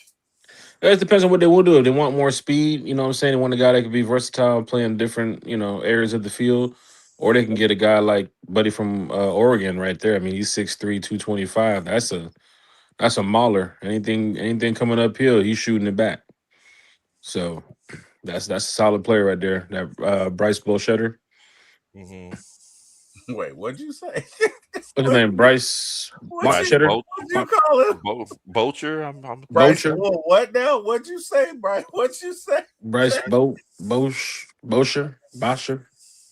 Botter? I don't know. Oh, we're butchering it. Okay. Bryce. I would have said. And you know what? The crazy thing is that these last 3-4 years, every time we draft a guy with a name I get wrong in pronouncing, he ends up being a staple guy. Matthew Bergeron, Tyler Algier, Rukaroro. Exactly. It never fails. It never fails. Do they go seeing the success of Dorless last season? I believe Dorless played with Bryce. Do they go West Coast and go get another guy? Well, I mean, maybe, but you gotta remember, it's a completely different regime. You know, it's a completely different regime. So, I think we should go linebacker or interior defensive line with this fourth round pick. Let's go linebacker. Okay, so we do want to go linebacker. Let's do it. Bryce Bolcher, he runs a 4.61. A little heavy there. But he also got they about the same size as far as weight.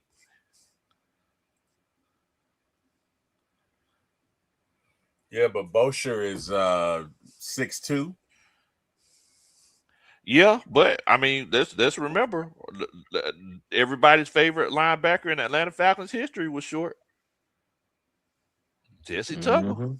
Let's go with Torian York. All right, let's do it. Let's go with Torian York and see. All right. So the next pick we have is 215. So we gotta wait 80-something picks. Someone sent Terry Fontenot a letter thanking him.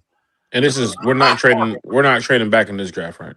No, in this draft we're not trading back. Okay. Yeah, the coaching staff said they wanted us to just go through the draft and then we'll consider trading back in the next one.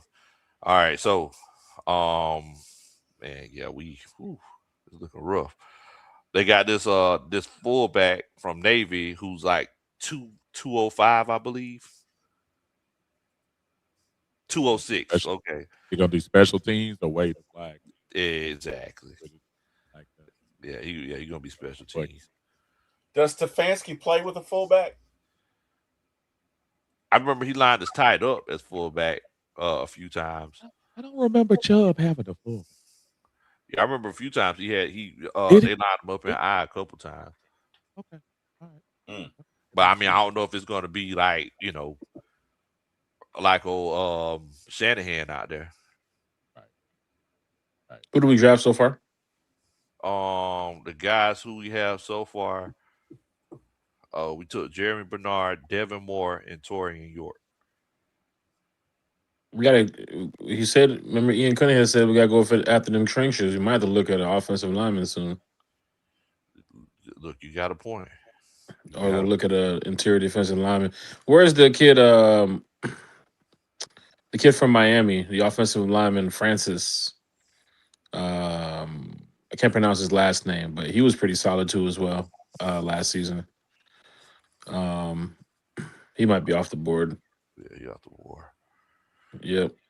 They got and there's Cooper in here from Miami. Good grief, that's a big boy. 6'6", 350. Playing guard. He a straight power guy. I'm sure Booker from Alabama's gone. What about Rutledge? Is he gone from Yeah. Georgia? Yeah. He been gone. He's been gone. Oscar Delpa's on the board. Oscar Duck wouldn't be a bad pick right there, honestly. I mean, if we're going off of what Ian Cunningham might be looking at, they sent their biggest scout class out to Georgia, and we still haven't selected a Georgia player. Oscar Duck would be a good fit, knowing that we still don't know what the Charlie Warner situation is, and you're gonna need some depth in that tight end room. I'm sure I think they only have Pitts, Hooper, and Warner right now. But Oscar Duck would be a solid fit too as well. Solid blocker. He can also get up the field. You can also catch some good passes. Okay. Seen Duck a couple years at Georgia, even when Brock Bowers was gone. I mean, they didn't really target him much last year with Bobo's offense, but Oscar Duck would be a solid fit. Okay. Well, let's go Oscar Delp then. Go We'll scratch Dogs. that Georgia itch. Go Dogs. Go Dogs. Keep chopping. I don't know if you heard that, Jack. I heard I it. think you got to. Okay. I just want I one heard it. bit, 2 bits. That's all I said, Jack. I think you got. I think you got to really consider. Charlie Warner is making a nice chunk of money. Oh, Locking tight end, and I think you look at you looking at cutting him, you would say 4.5, but only $1 million cap hit. I'm not sure Charlie is. it's meant for this world. Yeah, I can see them going in. I can see them going in another direction for good old Charlie. I could definitely see that. That's a funny thing. So are we getting our defensive lineman now? Or are we just going with the best player that we see on here? What round are we? Sixth, Seventh round, last pick. seventh round. I think you just go with somebody else. Just like the best one on the board right now. So the best on the board is Parker Brailsford from Alabama.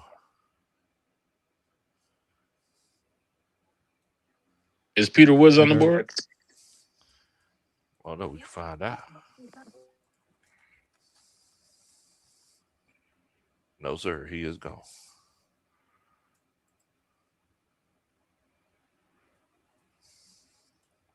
Kobe Young's on the board. You want some drop pass? Kobe. I saw that. I saw Kobe.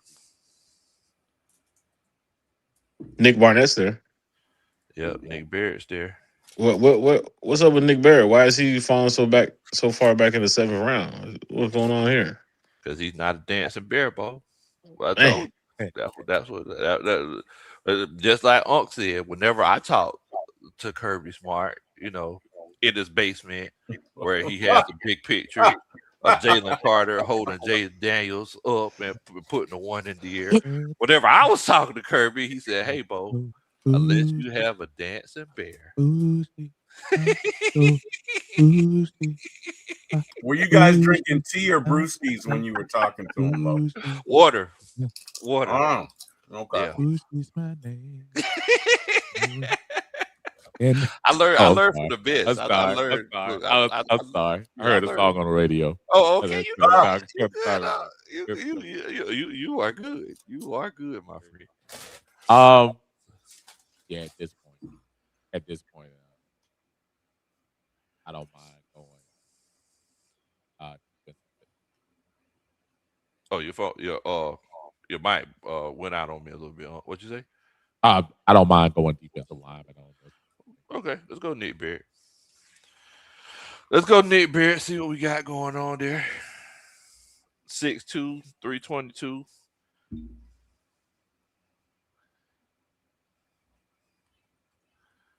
All right, they gave y'all a B plus. Touring and York. That's the You know one. who picked that? You know whose decision it was for Bernard. Who was it? I think that was I think that was. I think that was mine. I think that was my Okay. side. Okay. That was you. Okay, I got you. That was a good pick. Yeah, I mean, so Devin Moore, solid pick. You bringing some more. You bringing some more of that depth to the DB room. Torian York, they gave him a C plus, but I think it's just because he's short. How many times have we seen shorter guys like a Bobby Wagner affect the game so much, right? Oscar Delp, if Kyle Pitts gets traded, I'm just saying, if or Yeah. if, we all be drunk. And Yeah. Nick Barrett, solid defensive lineman. He's, I mean, that ain't too bad, bro. B That's not plus. bad. That's not bad. I got And the word tight today. I got word today. He's about to. Apparently, Kyle's getting ready to put the flyer out for his golf tournament. So I think he might be expecting to just to hang around here in Atlanta. Okay. It can't beat that. not too bad. Listen. If you're Atlanta, you gotta listen. If somebody comes with something that may be a deal, and again, you're talking about a $15 million tag. Mhm. Has nothing to do with liking Pitt's skill set. It has to do with at the moment kind of building up the capital, as Lo was saying earlier. Uh, Exactly. if you can get a couple of picks for Pitts, all pro Pitts, which is I'm still trying to believe that one. All pro tight end, and they're gonna and somebody's gonna give you now. I will say this: Kyle Pitts probably would stand a better chance of getting you first round pick because of his youth. Because I don't even think he's 26 yet, right? Right. No, he's 25 Okay, this year. Right. 25. Right. So that plays in our favor if somebody were to say, "Hey, man, I need a tight end so bad," which could have been Kansas City, but obviously they signed Taylor's boyfriend out there this year. But I think you have to start looking at ways you can get some personnel on your team. Yeah. If you keep Jesse Bates and you keep Kyle Pitts right now, knowing that you have Drake London and Bijan Robinson to sign, so you're going to talk about automatically 4 players that's going to be commanding upwards of $20 million each. That There's 150 no just way. got just shrunk. Absolutely. And those are things that you have to look at. That's why I say you gotta keep your options open. And I agree with Grave Diggers. You got to trade the old man. Yeah, and that's it. And again, Grave Digger, you're right. Listen, it's not about hey if Jesse stays on the team, cool. But I'm thinking past next year, are we going to invest $20+ million in a safety? And again, he's a good safety. When you see what you did in the third round with Xavier Watts and Jeff Ulbrich coaching them up, got to start looking at that stuff. We got to stop acting like, from a fan standpoint. Yeah, we root for the Falcons, but we also have to look at what the future is for the Falcons That's true. beyond this The year. name on the front, not the name on the back. That's it. Pretty That's much. it. Pretty much. That's it. And hopefully, with these new jerseys, it's not going to say ATL on it. I hope it. Yeah. Well, wait a minute. We find out this week, do we not? We sure do. Is it Thursday? We find out Thursday. Yep. I can't wait, man. Oh, I can't wait. Oh, I cannot wait, man. All right. So this time we're going to go through it. Coaching staff, look, I promise you, we're going to get through this one a little bit more efficiently. Okay. So this time we're going to get through, we're going to go through it, and we're actually going to incorporate the trades, right? So first of all, it tells me what trades are available. First of all, we're not trading with Carolina. You trade players in this one or just draft picks? You trade players in this one. Ooh. Yeah, you trade players in this one. Okay. But you got the Panthers, the Raiders. They said Tampa Bay could be interested at 77. The Ravens, Buffalo Bills at 91, and the Jets at 103. For the 48th pick, Yes, sir. who's giving up more on the value side? Who's giving us 2 for 1 or 3 for 1 or conditional picks next year and so on? So I would say, of course, whoever's moving up the most would give up the most picks. But do you really want to go down to 103? No, that's the question, right? No. So let's just say with the Raiders for 67, right? 48 to 67 is a big leap. That's a big lead. I would probably take, personally, if I was in the room with Ian and they was talking about it, about trading down some way somehow, I would make my selection at 48 and then start to trade the 3rd and 4th round picks back and see what we can get for that. Okay. Is that what y'all want to do? Y'all want to go ahead and pick? So I agree with that. I agree with I apologize. So what we do in this format, you're going team for team to see who you. So in this format, they're giving the teams who would be possibly interested in trading for the 48th pick. So these teams at the top. Oh, I'm sorry, you can't see it. On my drop down, it's giving me the teams who would be interested in trading for the 48th pick, and those teams. What about a player? Okay, so as far as a player, yeah, I could do a player for a draft pick. Yeah, let's do that. I listen. Let's shoot out there. It's not like we talking about like picking up like Jack's Lawn Service or something like that. We're talking about like real quality. So let's see if we can get. Let's see if we can see what if anybody wants Jesse. Okay, so I'm doing Jesse. So it's not letting me do Kyle Pitts. Okay. So probably too far down. No, T-Will, I because think in the it's mock, Kyle franchise. Pitts would be signed at that point. Yeah. Okay. So I tell you what, let's start this draft. Let's start this draft over. So are you talking? No, you good. Go ahead, Tua. Isn't Jesse signed? Oh, you're okay. I get. You see what I'm saying, T-Will? I get what you. They still. Pitts ain't. They say the mock draft is saying Pitts ain't going nowhere. That's what they're saying. Okay. All right. So were you talking about trying to trade for a first round pick? First, second, you have options. Let's see. So for Jesse Bates,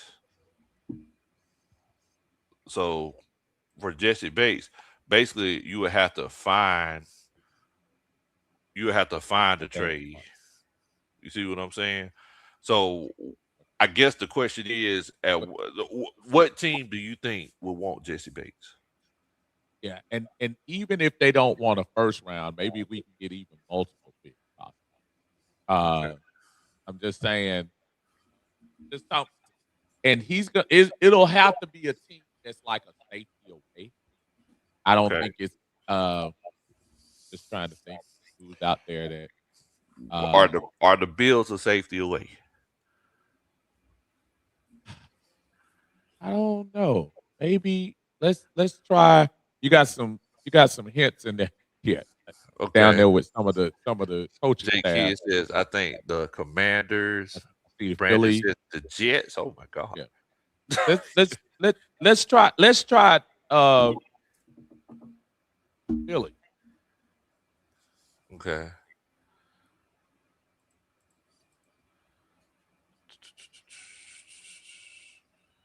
So Philadelphia, they have the 23rd pick.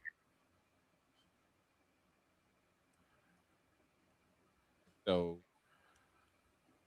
do they give Oh, so it said it already said that trade ain't gonna be accepted. no nothing? All right, if it's too difficult, then that's fine. I was just trying to. I thought maybe it had a little bit more of a machine. Yeah, I See don't what you I can don't get. want to. See Go what you can ahead. get for JD Bertram. A I can sandwich. tell you that right now. We could get a pack of annihilators, and Yep. they'll probably give you some money. And some bottle rocks. What are those pop rockets? Pop rockets. Falcons will probably pay somebody at this point. Let's see. Yeah, I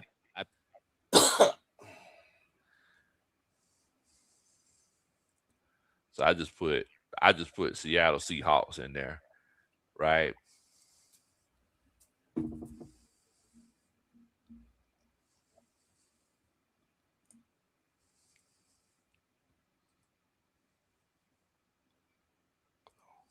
Oh, it said that trade's not gonna be accepted either. but well, then So that's it's okay. not. That's all So it's legit. It's legit not giving me any trades to be accepted until like the fourth round right. Okay, for okay, Jesse that's Bates, which I don't that's think is. I don't think it's pretty accurate.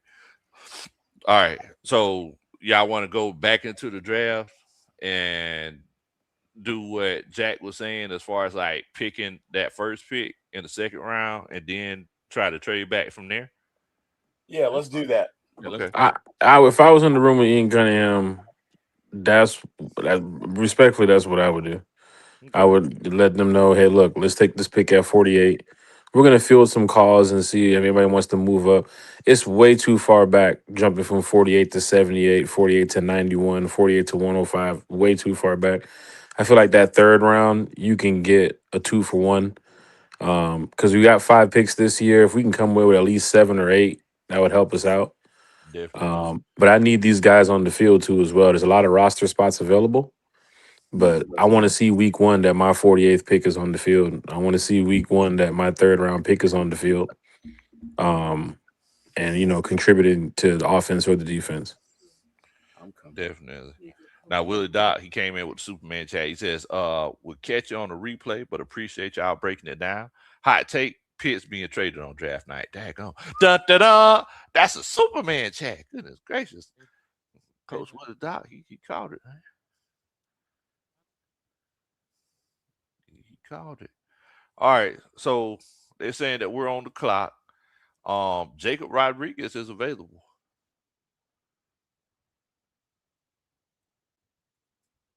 Oh, can y'all hear me? Yeah. Oh yeah. Hmm. Oh yeah. Okay. I thought I I'm had trying to. froze. I'm looking to see it with his work. Okay, so Jacob Rodriguez, he was the darling. He was one of the darlings of college football last year. 6'1", 235, PFF grade of 93, 94 tackles. He's a tackling machine, 30 assisted tackles. Run defense grade of 95. Um,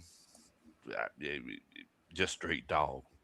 tied for 7 in run stops, second in coverage stops. He just plays ball. Played over 700 snaps too. Yeah, the last 2 seasons. This kid is on the field like every play. Yes, sir.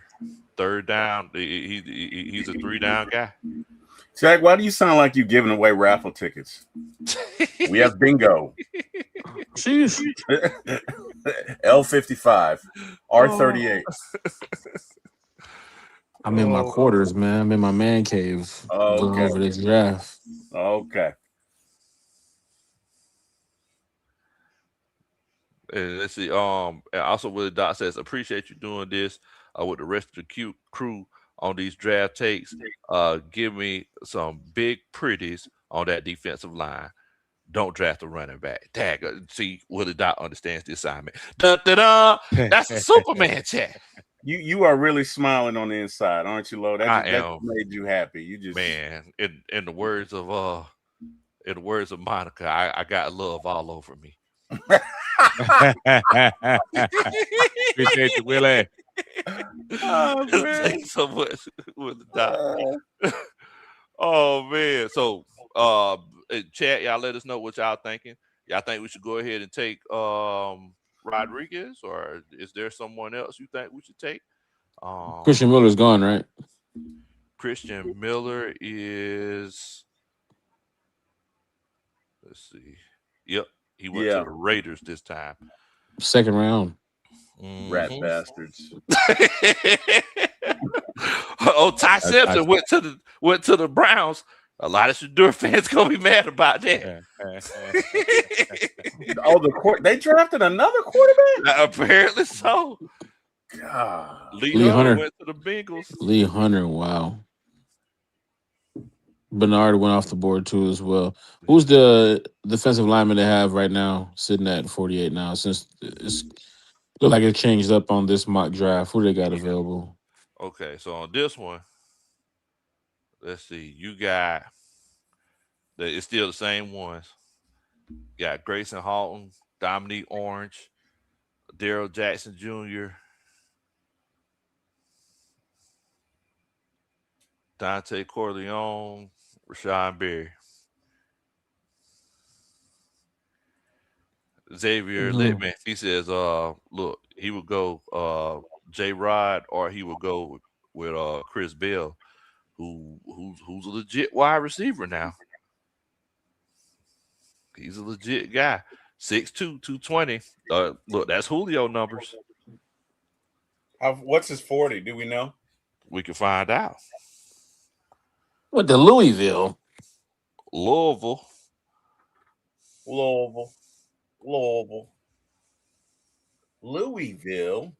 4.40. Okay.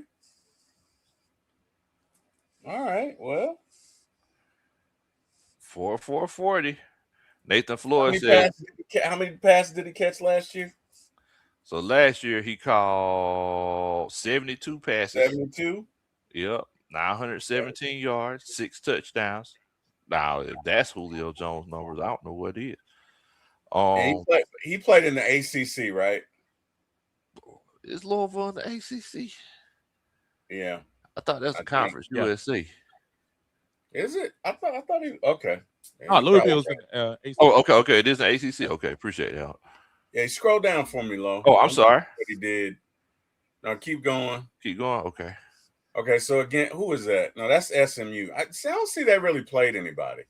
Well, no, they played the U. Okay, played the U. Miami. Yeah. Played Pitt. 80.1. I mean, talking about the ACC though, like. Yeah, that's my only concern. You really. I mean, the ACC played for the national championship. That's true. You know, the ACC. Hey. I mean, Miami's toughest team they played last year was what? Georgia Tech and Duke. Who did Miami end up playing? And who played in Indiana? That's right, because Indiana won. Jesus, T-Will. Y'all remember Miami didn't even play in the ACC championship. This is true. He might be all right. I'm okay with it. What do y'all think? I don't know. He might be all right. So respectfully, Oh shit! Here we go. No disrespect to Chris Bell. Why is it If whenever you somebody say no disrespect, you know they about to say something mad disrespectful?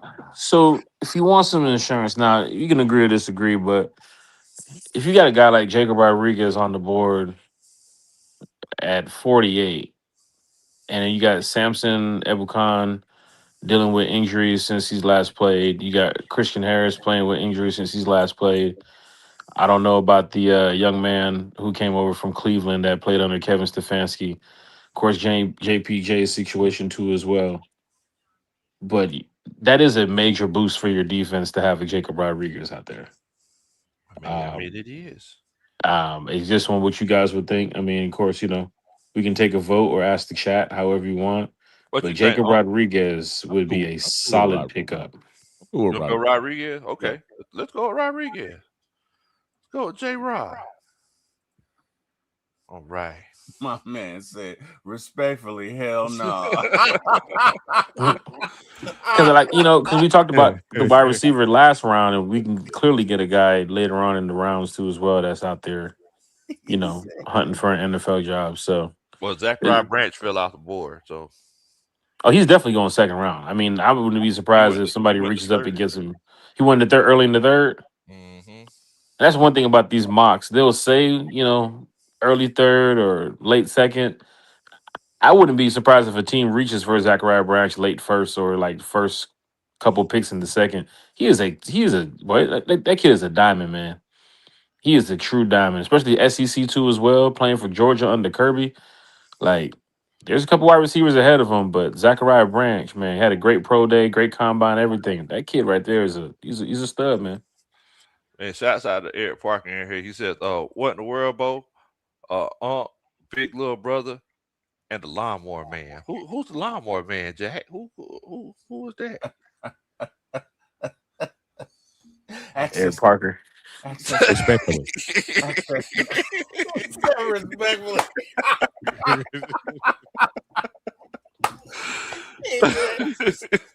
Oh, Uncle Steve is good. That was perfect. Well played, sir. Well played. Oh man. All right. So now here we are in the third round. So we got the 15th pick in the third round. So if we go off of Jack's suggestion. So now we're in the third round. We trade back, right? So they're saying that the teams that will want to trade with us will be the Seattle Seahawks. They have the 96th pick. They also say the New York Jets, who have the 103rd pick. Arizona Cardinals have the 104th pick, and the Colts have the 113th pick. And no 2-for-1s? Well, so basically, we could finagle all that once we decide who we're trying to pick with. Okay. Or who we're trying to trade with. So the question is, do y'all just want to go down to the 96 pick with the Seahawks?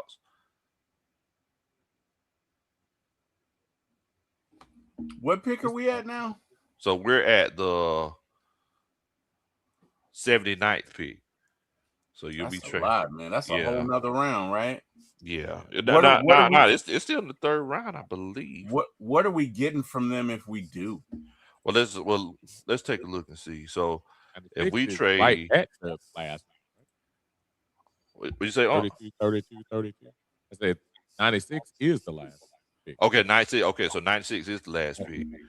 So Last pick. if we trade, Seattle only has 4 picks this draft? yeah, they only got 4 picks. Sheesh. So if we trade their 188th, and so I tried to do third round next year. They said we wouldn't accept it, but their 96, 188th, and their 4th round pick next year. No, I don't know what y'all. That doesn't do it for me. Like if I'm gonna trade down, I need 3 picks. Because that is 3 picks. Okay, let me tell you why. You're going from 79 to 96. That's basically you going to the 5th round. That's the last pick in the 4th round. Okay, and you're getting 188, which you got 122. You're getting one extra pick. Pretty much. Yeah, no, I'm not doing that. Who's the other team after Seattle? Hold on. So you got the Jets who at 103, Arizona at 104, and the Colts at 113. Now, another option we could do is we could go out and look for our own trade. So, because these are the people that they're saying reached out to us for a trade. Right. But we could reach out to other teams to see if they would be willing to trade up, and we could trade down. So the next picks after us are Baltimore at 80, Jacksonville at 81, Minnesota 82, Carolina 83, Green Bay 84, Steelers 85, Chargers 86, Dolphins 87, Bears 89, and Bills 91.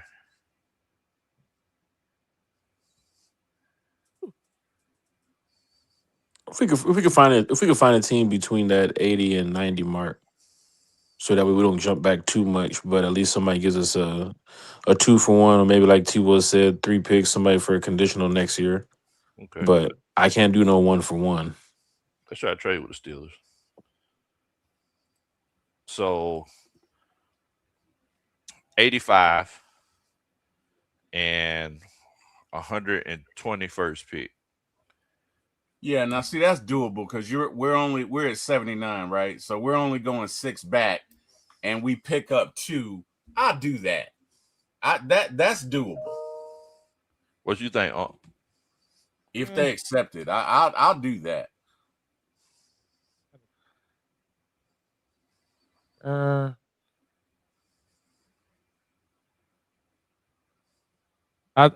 You said Seattle, right? Oh, no. So this one's with Pittsburgh. Pittsburgh. Oh, sorry. Yeah, Pittsburgh. Yeah, I could maybe do that. What you Trying to think? see what the result are. Looking at your window is kind of hard. Oh, I'm sorry. See I'm sorry. Let's see. No. It's not your fault. So those are the picks right there. I don't know if you can see it. So 99. 85. Yeah, we could do that. Okay, so 85 and 121 for 79. Yeah. That's cool with you, Jack? Oh, yeah. All right, let's offer it up. They didn't accept it. Rat bastards. Right.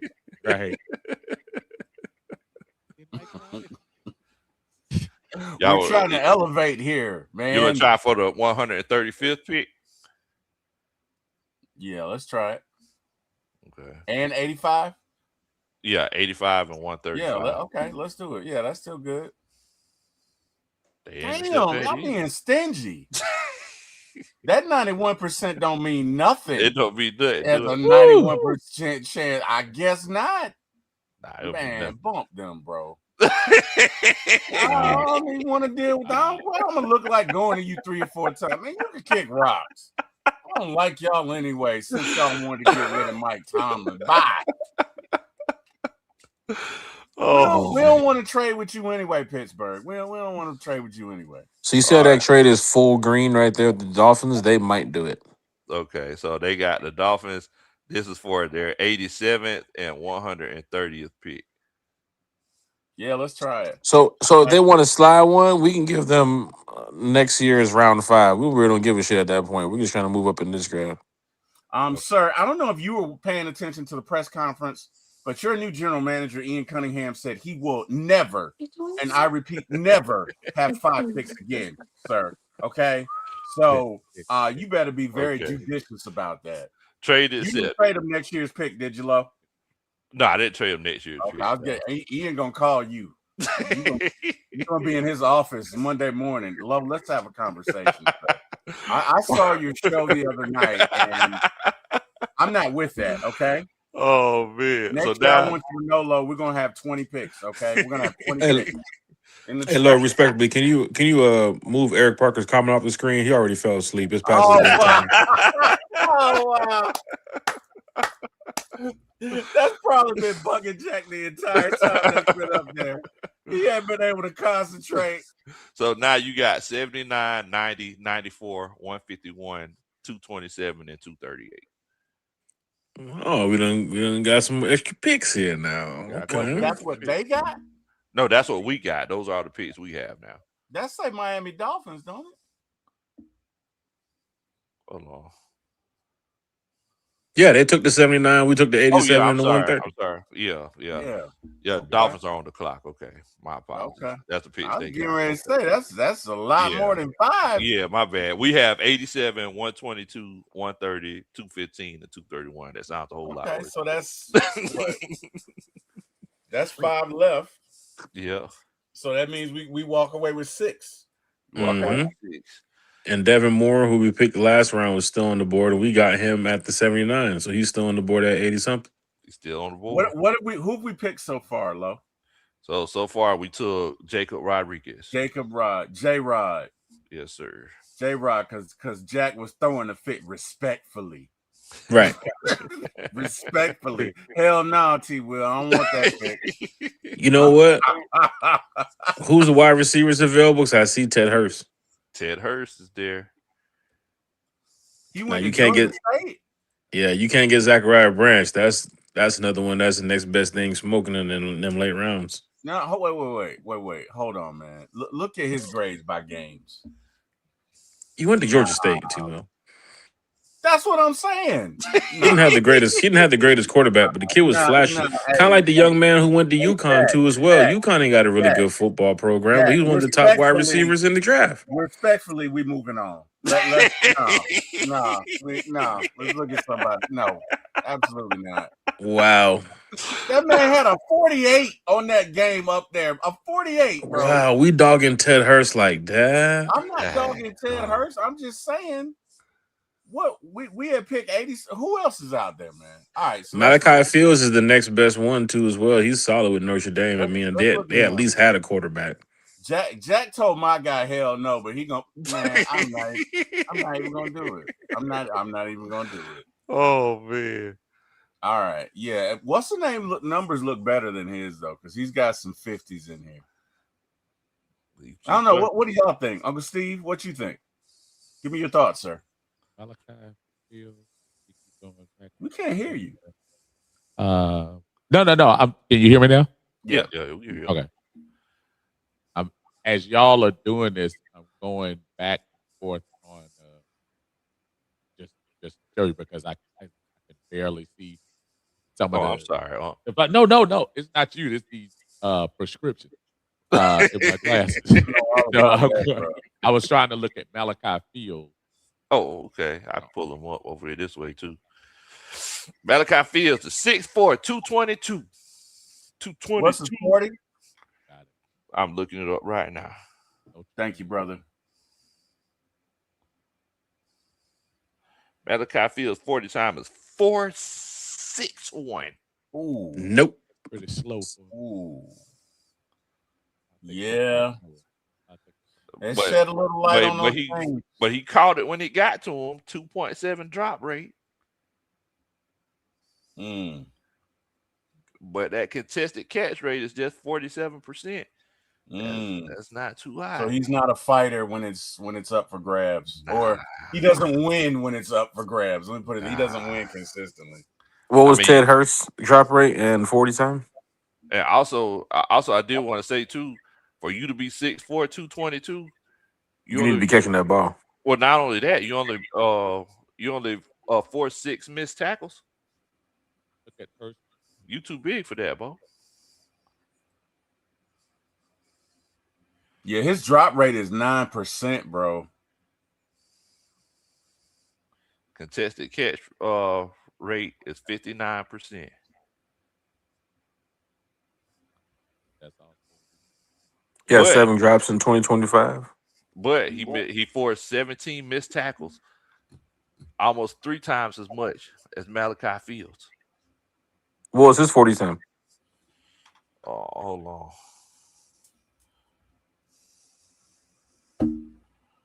Ted Hurst 40 time is 4.42.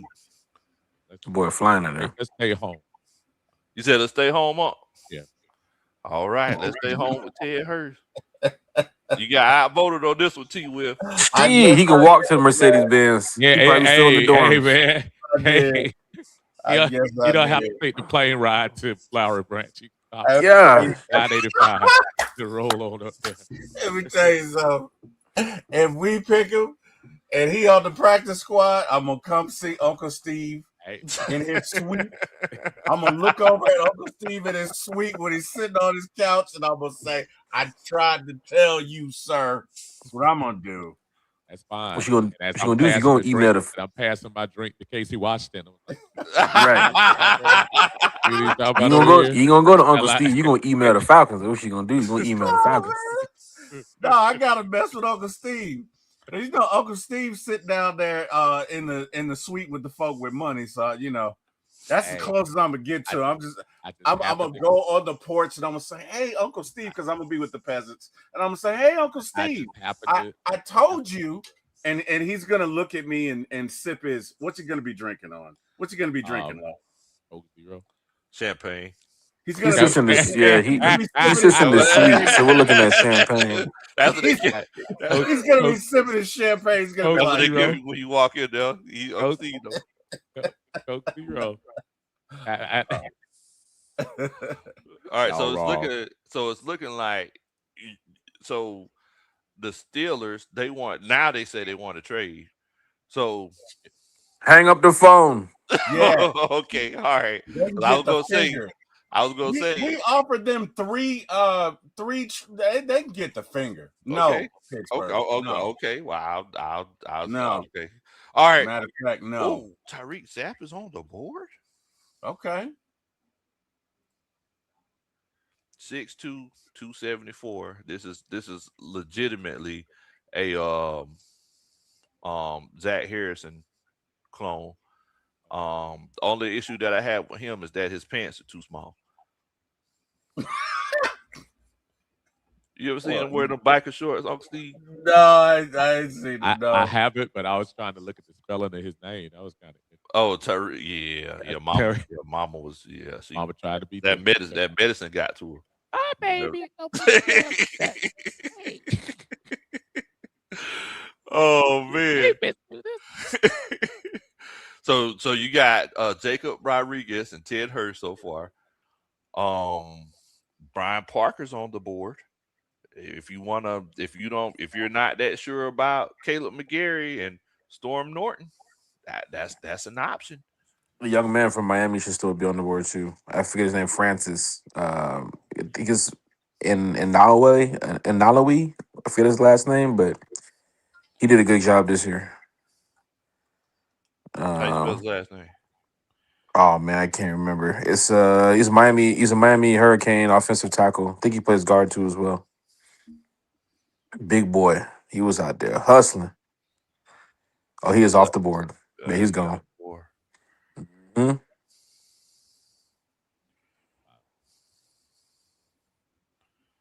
Hmm. So what y'all thinking? There's a lot of look. I know they was talking about you want to make sure that we take care of the trenches. There's a lot of offensive tackle talent out here.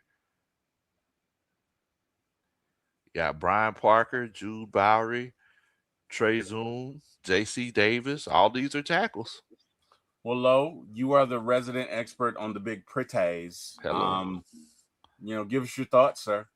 What are we thinking here? So this Austin Barber kid, he's pretty good. The issue that I had with him is that he will always lose leverage whenever I watch him play. Um, but that Brian Parker kid, he was, in my opinion, he was like one of the best players on that Duke team last year. Um, he allowed 3 sacks, 2 quarterback hits, 15 hurries. Um, but Duke they threw the ball a good bit. Damn Um, near every play they did. yeah, but look at that zone run blocking grade though, fellas, 89.4. That's pretty good. We run that zone run blocking scheme. The only thing that I'm worried about is that gap scheme. But Yeah.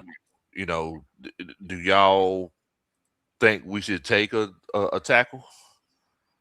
Who's your interior defensive lineman that's available? I'm not looking at safety or corner. We already got a wide receiver, no running back. So who's the defensive lineman? This could be their, especially trading back. This could be their moment where they go grab, two defensive linemen and one offensive lineman, or two offensive linemen and one defensive lineman, because they have that extra pick now. Chris McClellan, who had the standout game against the Raging Cajuns. That was Missouri. Yeah. Yeah, I ain't gonna lie, Missouri had some. They had some brawlers up front, man. they did. They did. Pass Yeah, rush Missouri had a grade nice 73. Oh, go ahead on. No, that's that Missouri had a nice defense. Oh yeah. Oh yeah. Oh yeah. So I mean, as far as those interior defensive linemen, McClellan, Tim Keenan still on the Tim board. Keenan, yeah, that's a big. I remember him from Alabama. Yeah, Cape Hart, Cape Hart's a dog. 6'5", 315. A lot of people slept on that Texas A&M defense as well last year. if we're going defensive lineman, I take a shot with the Missouri guy. Georgia hasn't drafted him. I mean, Falcons haven't drafted a Missouri guy. I don't think in all their drafts. I haven't seen one Missouri player drafted by the Falcons. Since Sean Willie Moe. Witherspoon, Willie Oh, Moe since Sean, that's right. and Willie Moe. that's it. Willie Moe. Willie Moe. Oh, All right, let's go with Chris McClellan. All right, so now we're at pick 130. Brian Parker. man. Chris McKinley and Rook Aurora. That's nasty work. Aurora. So we're taking Carson Beck. That's No. oh, my bad. My bad. I thought that. Okay, my bad. I don't know if he's gonna want to come back to stay the I don't think so. So far you got Jacob Rodriguez, Jack got naked for Ted Hurst, and Chris McClellan. Is a guy named Drew Mestamaker on the? Oh, no, I'm sorry, that's next year's draft. My bad. I That's apologize. next year, Jack. You get one of those, Jack. You get one of those per draft show, okay? Now, I don't want to have to remind you because Carrie, whatever she's doing, what you just said is going to force her to just 6 cents. Yep. She's going to be like, hi, I was sitting down minding my business. For some reason, my Jack Spade talks shit on me. Carrie gonna get on you by using her voice. That she gonna get on you by T-Way. Exactly. Wow, Emmett Johnson. He will. Exactly. Exactly. But make sure you put in that disclaimer, Jack, Uncle Steve, and Big Low didn't have nothing to do with that. Ain't trying to get on Carrie's bad side. Exactly.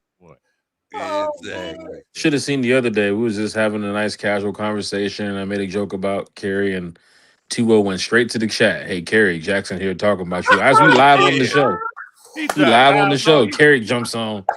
What's going on, guys? I was watching the show, but T-Wo, why did you do this, man? Wow. Because you was talking trash about it. That's why I did it. Because you were talking trash about it. You should have seen Jack get nervous. Hi, Carrie. Hey, no, I don't know what T-Will's talking about. We're just having fun. That's okay. Did we get a linebacker for this draft? Yes, we did not. So we got Jacob Rodriguez. Yeah, I was confused with it. Now, so you still need a cornerback. That's what I. Per this right here, you still need a cornerback. So, Charles Demings, from Stephen F. Austin Lumberjacks is on the board. I can't recognize any of these teams besides the University of Houston. That he played against, but you never know. You never know. I don't know, Uncle Steve. What do you think?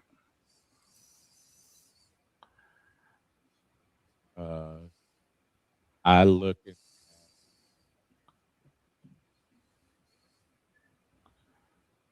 We already passed.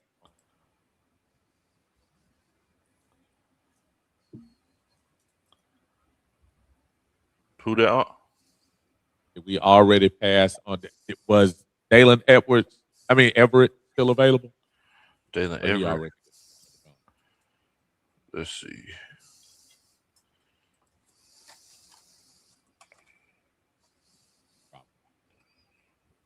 We're in the 5th round. The 4th round, right at the end of the 4th. Yeah, yeah. See if Dalen ever still. I do not see him on here.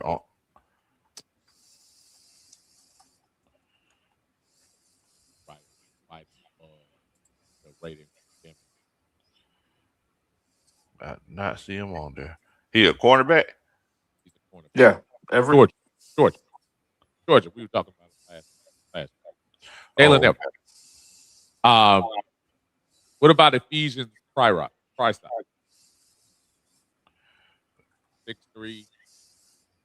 196. how you spell his last name? PRYSOCK.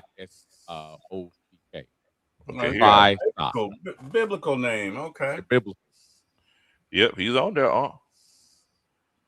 From why? Oh, Give me some stuff for him. What we 6'4", talking? 195. Like the 6'5". What 40 time?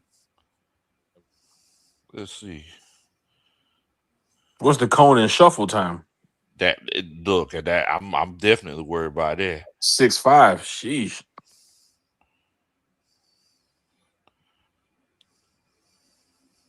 4.45 40. What? Dig it. Yes, sir. I can dig it. Yeah. Ooh, split 1.5 seconds on his takeoff. That 10-yard split. Yeah. That boy flying. Oh, Especially when you're talking about down at this point. So why is he still available? Does he have an injury history or? Got to watch those weaknesses, see the analysis, see what's going on. Probably got something when it comes to, backpedaling. Oh, they don't have it there. Let's see. 1-on-1. he actually came up earlier. He was in the 200s. Is he more of a man or a zone guy? Does it say anything about that? Yeah, so he plays both of them, but he's better. He is better at zone. Crazy thing is that that's perfect for us because that's what we run most of the time. I see. Yeah, one interception, but he dropped 3 of them. Forced 12 incompletions. That's 16th in the country, guys. A 6'4" corner playing zone for the Falcons. Anything on that jump ball, that's nasty work. Now we can put him on Mike Evans, but AJ Terrell can go somewhere else. Thank God. You had worry about Mike anymore. That came out wrong. I'm sorry. Man, y'all know Big Mike give everybody the business, man. I say y'all know Big Mike gives everybody the business, man. I agree with y'all. Yeah, let's get Price out. I bet you AJ was so happy when he left the Bucks. Boy. All right, we got 2 more picks, 215 and 231. And you can still trade back. You can still, you ain't finna get much, but you can still trade back.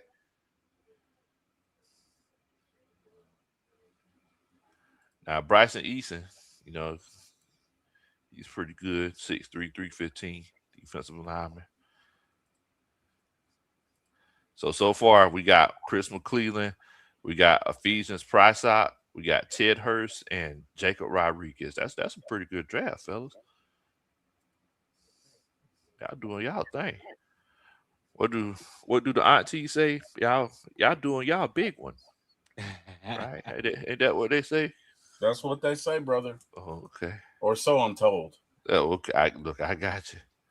All right. So what we thinking for the last 2 picks, fellas? So what do we have so far? We got Go ahead, sorry. Any other edge? I'm sorry, T. Will. Any more people in the edge category? Yes, sir. At this point. So you got TJ Guy, Vincent Anthony Jr., Michael Hildman, Patrick Payton. I remember him. 6'6", 255. He's actually too tall. He's late, and that's lightweight. 255 for 6. That's lightweight. Man, that boy that's like Leonard Floyd territory. His ribs gonna get all ate up. Yes, they are. 6'6", 260. Okay. Vincent Anthony. 6'4", 250. Anybody looking good to you, Kate Curry on the board. Who's that? The other guy who was on the other side of the Jack guy. Uh, who is the guy who made the interception at the end of the Ohio State? Uh, he was on the other side of him. Edge. Um, Remember the little linebacker who scored the touchdown? yeah, I'm trying to remember. And but he was on the other side of him. Caden Turner. Ah, man. He had a few sacks. I can't remember his name. Oh, Caden Turner. Caden and last name Curry. you said Kirkland? Curry. Curry. Okay. Curry. Okay. I'm sorry. Too No, many. it's all good. Too many loudspeakers. Nah, that's all good. My bad. Okay. Yeah, he ain't on here. He's gone. Yeah, he gone. Okay. They were projecting him. Oscar Delp is still on the board. Somebody said Oscar Delp. You know,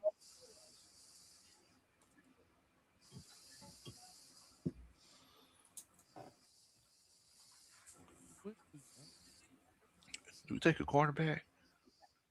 Okay. Yeah, Price. Yeah. Okay. Uncle Steven is scouting. Guys, yeah, I'm I'm trying to look for some.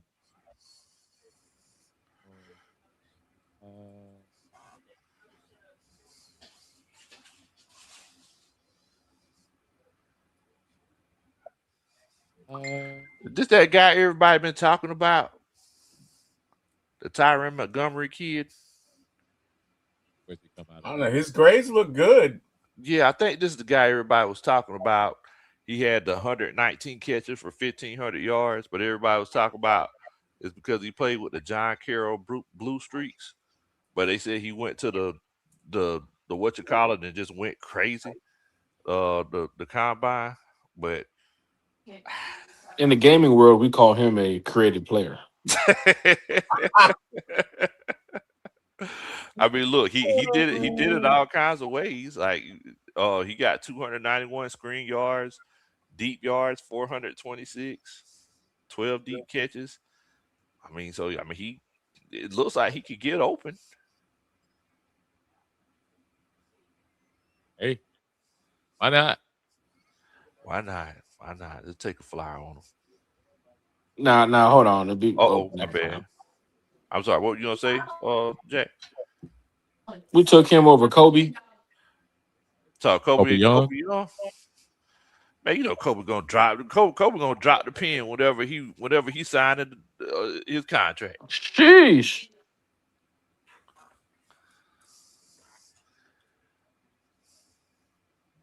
Granddaughter says Tyron Montgomery is said to be the best wide receiver with the best percentage in college.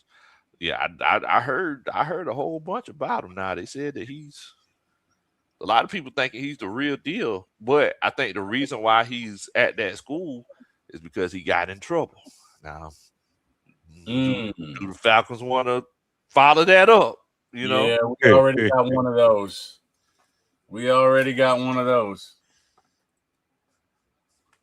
All right, so we don't know. What are you thinking?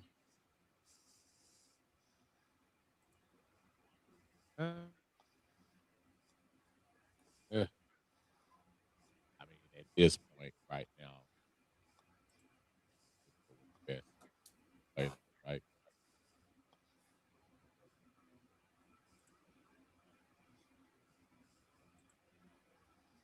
At this point, it's BPA. We're taking the fullback from Navy. I mean, Nah, I'm not taking the fullback from Navy. Let's just go with Parker Brailsford. We don't draft fullbacks. We find them off the street. Daggone. We convert tight end. Right. Oh man, well, you know what? Let's for Jack's sake, let's go ahead and take Kobe Young. How about that? Okay, so he's available. You could come away with two receivers this draft, seeing how the wide receiver market is not that good right now. They're probably not going to go out there Curtis Samuel or Tyreek Hill. What's the guy's name? Chancelez, the guy that played for the Saints a couple years ago. The market is pretty bad right now. I would What take did my they, shot on two draft picks for wide receivers. what did they give you? Oh, A minus. good job. So they gave us a B. I'm sorry, they gave us an A for Jacob Rodriguez. We traded the 87th. Well, we got the 87th and the 130th pick for the 79th pick. We picked up Ted Hurst, got a B for that. Good job, Jack. Then we got Chris McClellan, got a B plus. Got Ephesians Prysock, that's a C Must minus, but yes, he will. Wow. Wow. Okay. I'll take it. I'll take it. You got Tyron Montgomery Wow. and You know what? I'm not gonna snitch. Okay. I'll take the charge on. It's okay. You just make sure Kim and the kids are good. I'll take the charge. All right. It's okay. Oh man. Yeah, Tyron. Yeah, it was the senior bowl. It wasn't the combine, it was the senior bowl whenever he Tyron Montgomery came in there and went crazy. But I mean from the highlights that I seen, he was legit. He was legit. But look, that's a pretty good draft, fellas. You know, Jacob Rodriguez, you got a Georgia State guy, you got a Georgia guy, you know. Covered all the bases. Well, I'm sorry, you gonna say something else? No. I'm saying that's good. That's good. Yeah, I think that's a pretty good draft. Just to imagine the Falcons sent all their scouts down there to go draft Kobe Young. I mean, look, we've seen it. We've seen it before. Like, I mean, this ain't the first time the Falcons sent a whole bunch of scouts to Georgia. Like, let's keep it the book. We've seen it a whole bunch of times. So, look, at the end of the day, it is what it is, man. It is what it is. All right, man. Well, look, I apologize for keeping y'all on here way too long. Oh man, Man, this is fellowship. It's all right. hey, As long as I get the clown Jack, we good, man. All is well. All is well. Look, I appreciate all y'all for coming on and chilling out with us tonight. I do need y'all to make sure that y'all hit that like button, hit that subscribe button for us. We would definitely greatly appreciate it. Jack, you want to let everybody know where they can find you, my friend? Wake up, Jack. here on the lawn. Here on Jack's Lawn Service. You can come check him out, rain or shine. Just give us a week. We'll have you up neat. Jack's Fertilizer Service is also. We bring our own contract. Dang, go. What in the world? One time. Oh, there he is. Oh, No, I had to step away from it. I had a phone call. One time for the one time, man. One time for the fan. Apple Podcasts, Spotify, Amazon Podcasts, Facebook, YouTube, Twitter. We live and lit every Sunday night at 8. Had to miss a show tonight, take care of some stuff. Wednesday nights at 8. Friday mornings, breakfast with one time for the fan, man. We got it going down in the major way. Co-host T Will, co-host Miss Carrie. Big shout out to Bodie 3000 for proof. Big shout out to the panel tonight. Big shout out to Uncle Steve. Big shout out to Bigelow for hosting. Big shout out to everybody in the chat. You know, you guys are great. Falcon fans are some of the greatest fans in the world. Big shout out to those Hawks. Let's go and Let's go Hawks. let's go and do this. Get this playoff run going. You know, with no Trae Young. Big shout out to the Braves too as well, man. And yeah. you guys just keep representing Atlanta. Full day coming up next week. You know, we outside in the city. Falcons jerseys drop on Thursday. And let's just have a good off season, man. Let's go do something this year, Falcons. You know it. T Will, you want to let everybody know where they can find you, my friend? Yes, sir. First and foremost, Big Low, thank you for having me. Uncle Steve, always a pleasure doing a show with you, sir. Jack Spade, my brother from another. And Jack, I really want to crack a joke on you, but I'm the only one who doesn't do that. So I'm gonna remain true to that. I'm gonna remain true to that. I really want to do it though for that pick that you made. in that draft. I didn't like that. I didn't like that you disagreed with me.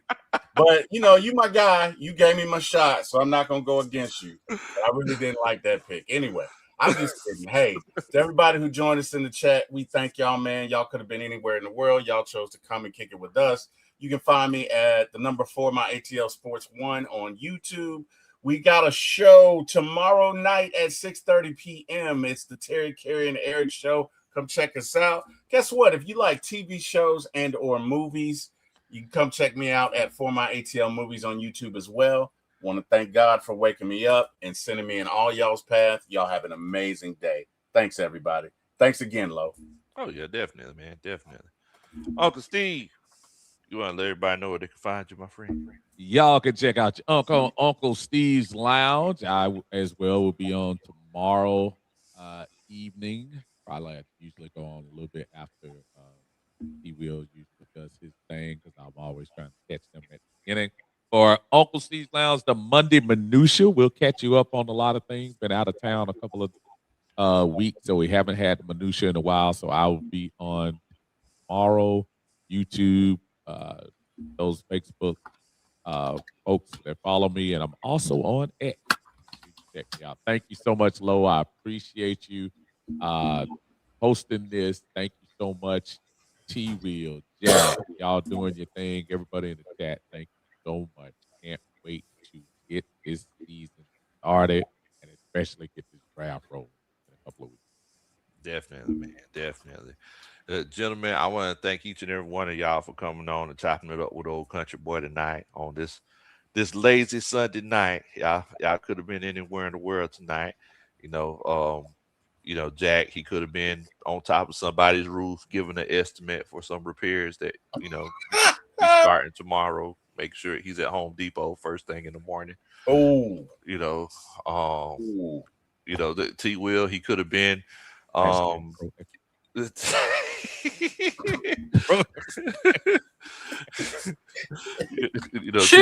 T Will, he could have been in the drive-through somewhere. I could have been. You're right. I probably need to be. I probably need to go there right now. Hey, Jack. I'm gonna leave the garage door open for you in the morning, man. Just come on by and yeah, man. Hey, be sure you exit this time, Jack. Even the tiger got mad at Penn and Teller when they were doing their magic tricks. So I ain't too mad with you too. I don't get that joke, Jack. I really think that missed. I don't get that joke. I really don't. I think that joke missed, Jack. I don't know, man. I don't know. It's all good, bro. I know you tired. You come on my shot tomorrow. Come on my show tomorrow. Take shots at me, Jack. I got you, bro. I got you. It's all good. I know Eric Parker probably got a gun to the back of your head, like, read this card right now. Read it for Jack. I ain't sleep. Read it. But it's good though. I mean, country, you're not the last show of the night. I'm sure T Will has a show at 1 a.m. So we gotta be prepared for that. Goodness gracious. No, that's the Jack Spade I know. That's man. What's up. I love it. And like I said, Jack, he could have been on somebody's roof. T Will, he could have been in the drive-through. Uncle Steve, he could have been somewhere frying up spam. I mean, ain't no. Jack, we didn't get a chance to ask you, Jack, because I know you're a man of the people. Jack. Wait, what? Do you remember, Jack, when and even if you do it now, that's fine. But when we were in our younger days, you or the family would pull out some spam and fry it on the pan and put it in between some bread. Don't you remember those days? Sheesh. See, look, or were you in that bougie suite with Lois? Hold on. Doing it? Wait a minute. Now. Hold on. Now. We talking about bougie. I'm just saying. We know. I'm just saying. We know there's level. We know there's levels to that now. Did he get off already? Nah, I'm helping my son do something, but I hear you. Oh, go ahead.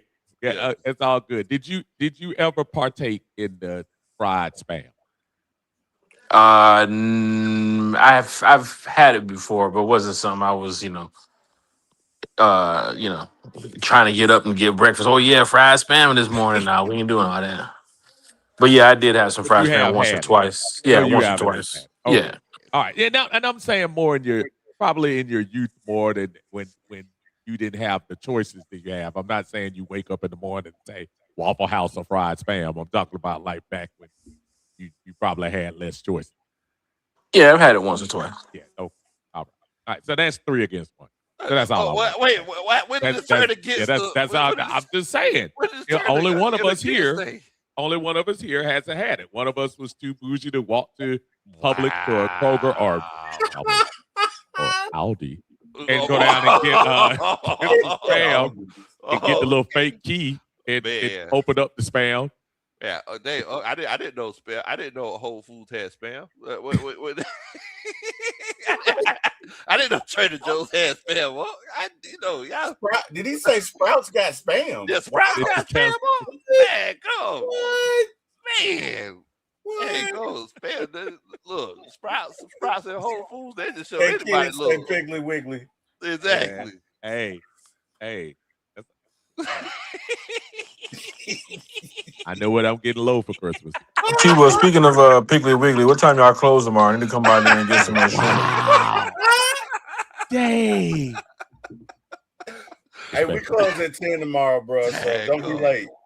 Don't be late. Man, That's all I'm saying. Look, if anybody doesn't know, Uncle Steve, he's the bougiest person on this panel. That's all I'm saying. That's all I'm saying. I don't even gotta say nothing. You don't even gotta be clever. I'll have you know that all this behind me is a green screen. It looks so authentic right now. Low. But all of this is a green screen behind me. None of this is real. All right. Contrary to belief. Look. Low, me and Jack was at the game. We saw Uncle Steve driving by. He sped by us like that.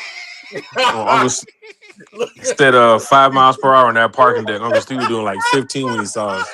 At least 20. That sounds about right. About right. It makes a difference. When the sign says we'll dance for tickets, then I have to pass by real quick. I mean, what do y'all want me to do? I'm not going to stop at everybody. I just don't funny stop too. Everybody. Now, that being said, I did see Jack put boots on the ground. He had a fan. I was at that. Huh? He popped the fan You out. found your computer? You know what's funny? Put it over there. You know what's funny? I was at the Philadelphia game last year. Was it year before last when we played the Eagles? And I go down there to row 1, I get to my seat, and I look over and I see Uncle Steve, and everything was fine until I saw Uncle Steve. And when I acknowledged, I said, "Yo, what's up, Uncle Steve?" He said, "What's going on?" Then a whole bunch of security started crying around me, asking me for my ticket. I said, "These are my seats." Sure enough, I look over there, Uncle Steve. He looking like he hiding like somebody looking through the bushes. Like, get this guy off row 1. Them ain't his seats. Check his tickets. Look, Uncle Steve, he had a suite right beside. Well, he was in a Molly B's joint right beside my seats last year. So I'm getting ready to walk down my steps to get to my seat, right? I look over there, like, oh, that's Uncle Steve. Like, hey, Uncle Steve. No lie. Uncle Steve watching the game. Yeah, Uncle Steve watching the game just like this. I'm like, hey, Uncle Steve. Uncle Steve there. And kept watching the game. I was like, dang, go. Like, that's how you do. 2 things you don't do when Uncle Steve, you don't want to disturb him, is when he's watching the game and when he's putting up sheetrock. Those are the 2 things. 2 things you don't want to disturb Uncle Steve on. I'll agree with your first part. And if anybody knows Uncle Steve, these hands and nails will never. And I say never. And see, the bougie comes out, y'all. That's what I'm saying. Y'all put those words together. Sheets rock. And like I said, the bougie comes out, right? You know, I say all the time, the best hamburger I've ever eaten. It was at Uncle Steve's house. I'm like, man, Uncle Steve, that was a good burger right there. He's like, Uncle Steve's like, yeah. That was Kobe beef. I was like, oh, Fancy. I mean, Fancy. he just tried it so nonchalantly. He's like, Uncle Steve, like, oh.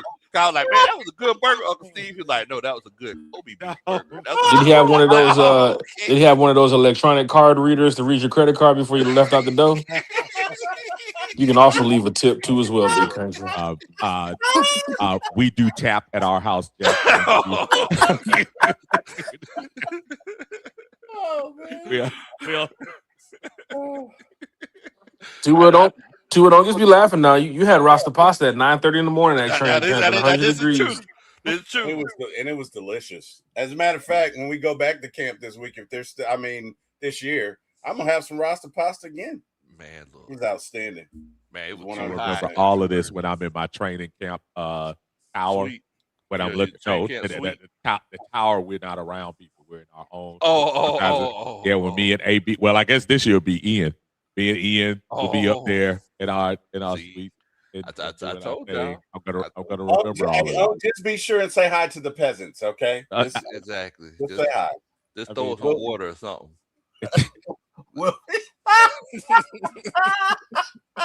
Just get somebody to bring. Matter of fact, get Jack to bring it down there too. Shake.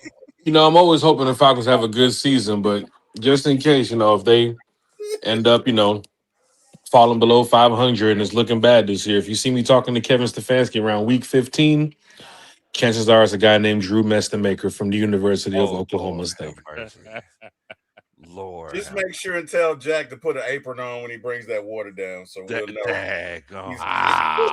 So we'll know he on duty. Man. Jeez. Man. Said that apron. Woo! But yeah, I just want to end it off saying, Uncle Steve, he's the bougiest person on this panel. That's it. That's it. Like, no jokes or nothing like that. Uncle Steve, he's the bougiest one. I said, you heard whatever Jack said, sheetrock. Uncle Steve said, what's that?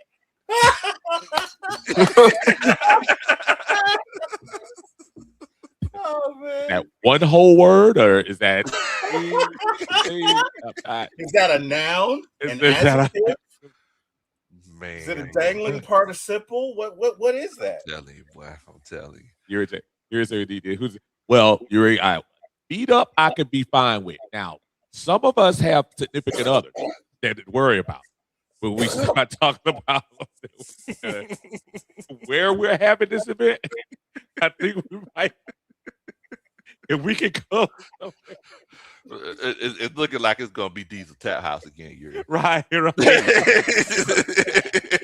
looking like it's gonna be Diesel Tap House. Look, because I've been telling you something. Y'all ain't finna have Aunt Kira beat me up. That's all. I'm saying. Let me tell you something. And look, and then because here's the problem, because Coach Roney gonna blame me for being a bad influence. Exactly. You know it. You know it. I'm not. Look, didn't Uncle Steve go with us to Hooters last year? No. That'll be a negative. That would be a negative. No. Hit one of them nose from Friday. No. Because Jack, this will be the conversation, Jack, going upstairs. Oh, so what week game was that you went to? I checked the schedule and Hooters wasn't one of the away games. You said you were at Bojangles.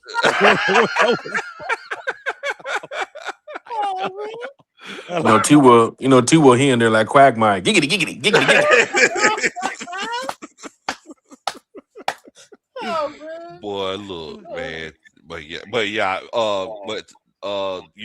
definitely gonna try to see what we can do about meeting up again sometime soon. We're trying to put some things together. But man, look, thank y'all so much for coming on and chopping it up with us tonight. I hope y'all have a good one. Like I said, I apologize. I know sometimes these mock drafts they kind of get stretched out because we'll start talking about. And I wanted to ask you too as well, Jack. which female song comes on that you have to sing with all of your heart whenever it comes on. You know, T. Will, Uncle Steve, they gave theirs. I gave mine. Which What'd you guys say? Oh, we said Jack would say she works hard for the money. When you're out there, that's what the fella said. I defended you, and I said, "How dare you talk about my friend, Wait a minute. my friend?" And that's the back note that I had your back during that time. we didn't say that, Jack. We didn't say that. You know who said that. Sheesh. I mean, I want to crack a joke so bad. recently, man, it's been Kalani, man. That young lady Kalani. Oh, that Old folded. souls. She got a song called Folded. She got a song called Yeah. Folded, man. It's pretty hot right now. Oh, I love that song. I like that. Yeah. How is it fighting inside? Is it good? I never understood that part. Me neither. Hey, Kim Lola's in here singing Folded.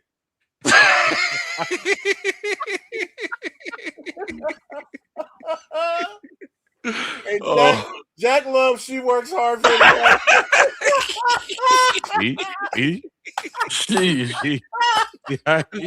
So whenever that song comes on, Jack, you kind of sing it with your whole heart. You know, Are you singing it? Or are you doing it? Are you folding clothes? Or are you saying? Well, we live right now, so I just hum it for the most part. Oh, but, okay, just hum it. Okay. Offline, I had the song on repeat a couple times. I think that song is Kalani did a good job with it. The beats pretty hot, and of course, she wrote some pretty decent bars to it too as well to go in there and sing them. But she did a good job, man. I like Kalani. Kalani got a good voice. She can sing. You taking it back to the day. I mean, of course, a Mary J. Blige classic could be good too as well, or I could never get Mary J. I could never do it. Whitney Houston too as well. Depressing.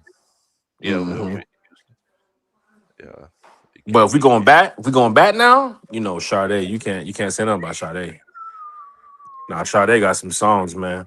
Man. But that you would sing something that you singing though. That you would sing. That's the you know how you like women will mess around and sing some Luther when they what song that if you're kind of chilling by yourself and it comes on, you just can't help yourself. Is It a Crime from Sade, man? Oh, okay. Okay. Is It a Crime? Is it a crime? Dun, dun, dun. Is it a crime? I love that song. She got to be. Do it one more time, Jack. I didn't hit record yet. Do it one more. No, I'm good. No. Matter of fact, we delete. I just need it one more time, Jack. No, you sure? Okay. Now, don't forget, we deleting this podcast too as well. It's only available. It's only available on Patreon, so make sure you guys subscribe to the Patreon account. I'm sending clips out tonight. My God. Now that I'm thinking about it, I think we've heard that like 20 times on the golf course, right? A few times. Yeah. That's a few times. We had the Isley Brothers playing today. We're going in out there. Man. Well, as long as it's not a song by the Toppers, we're okay.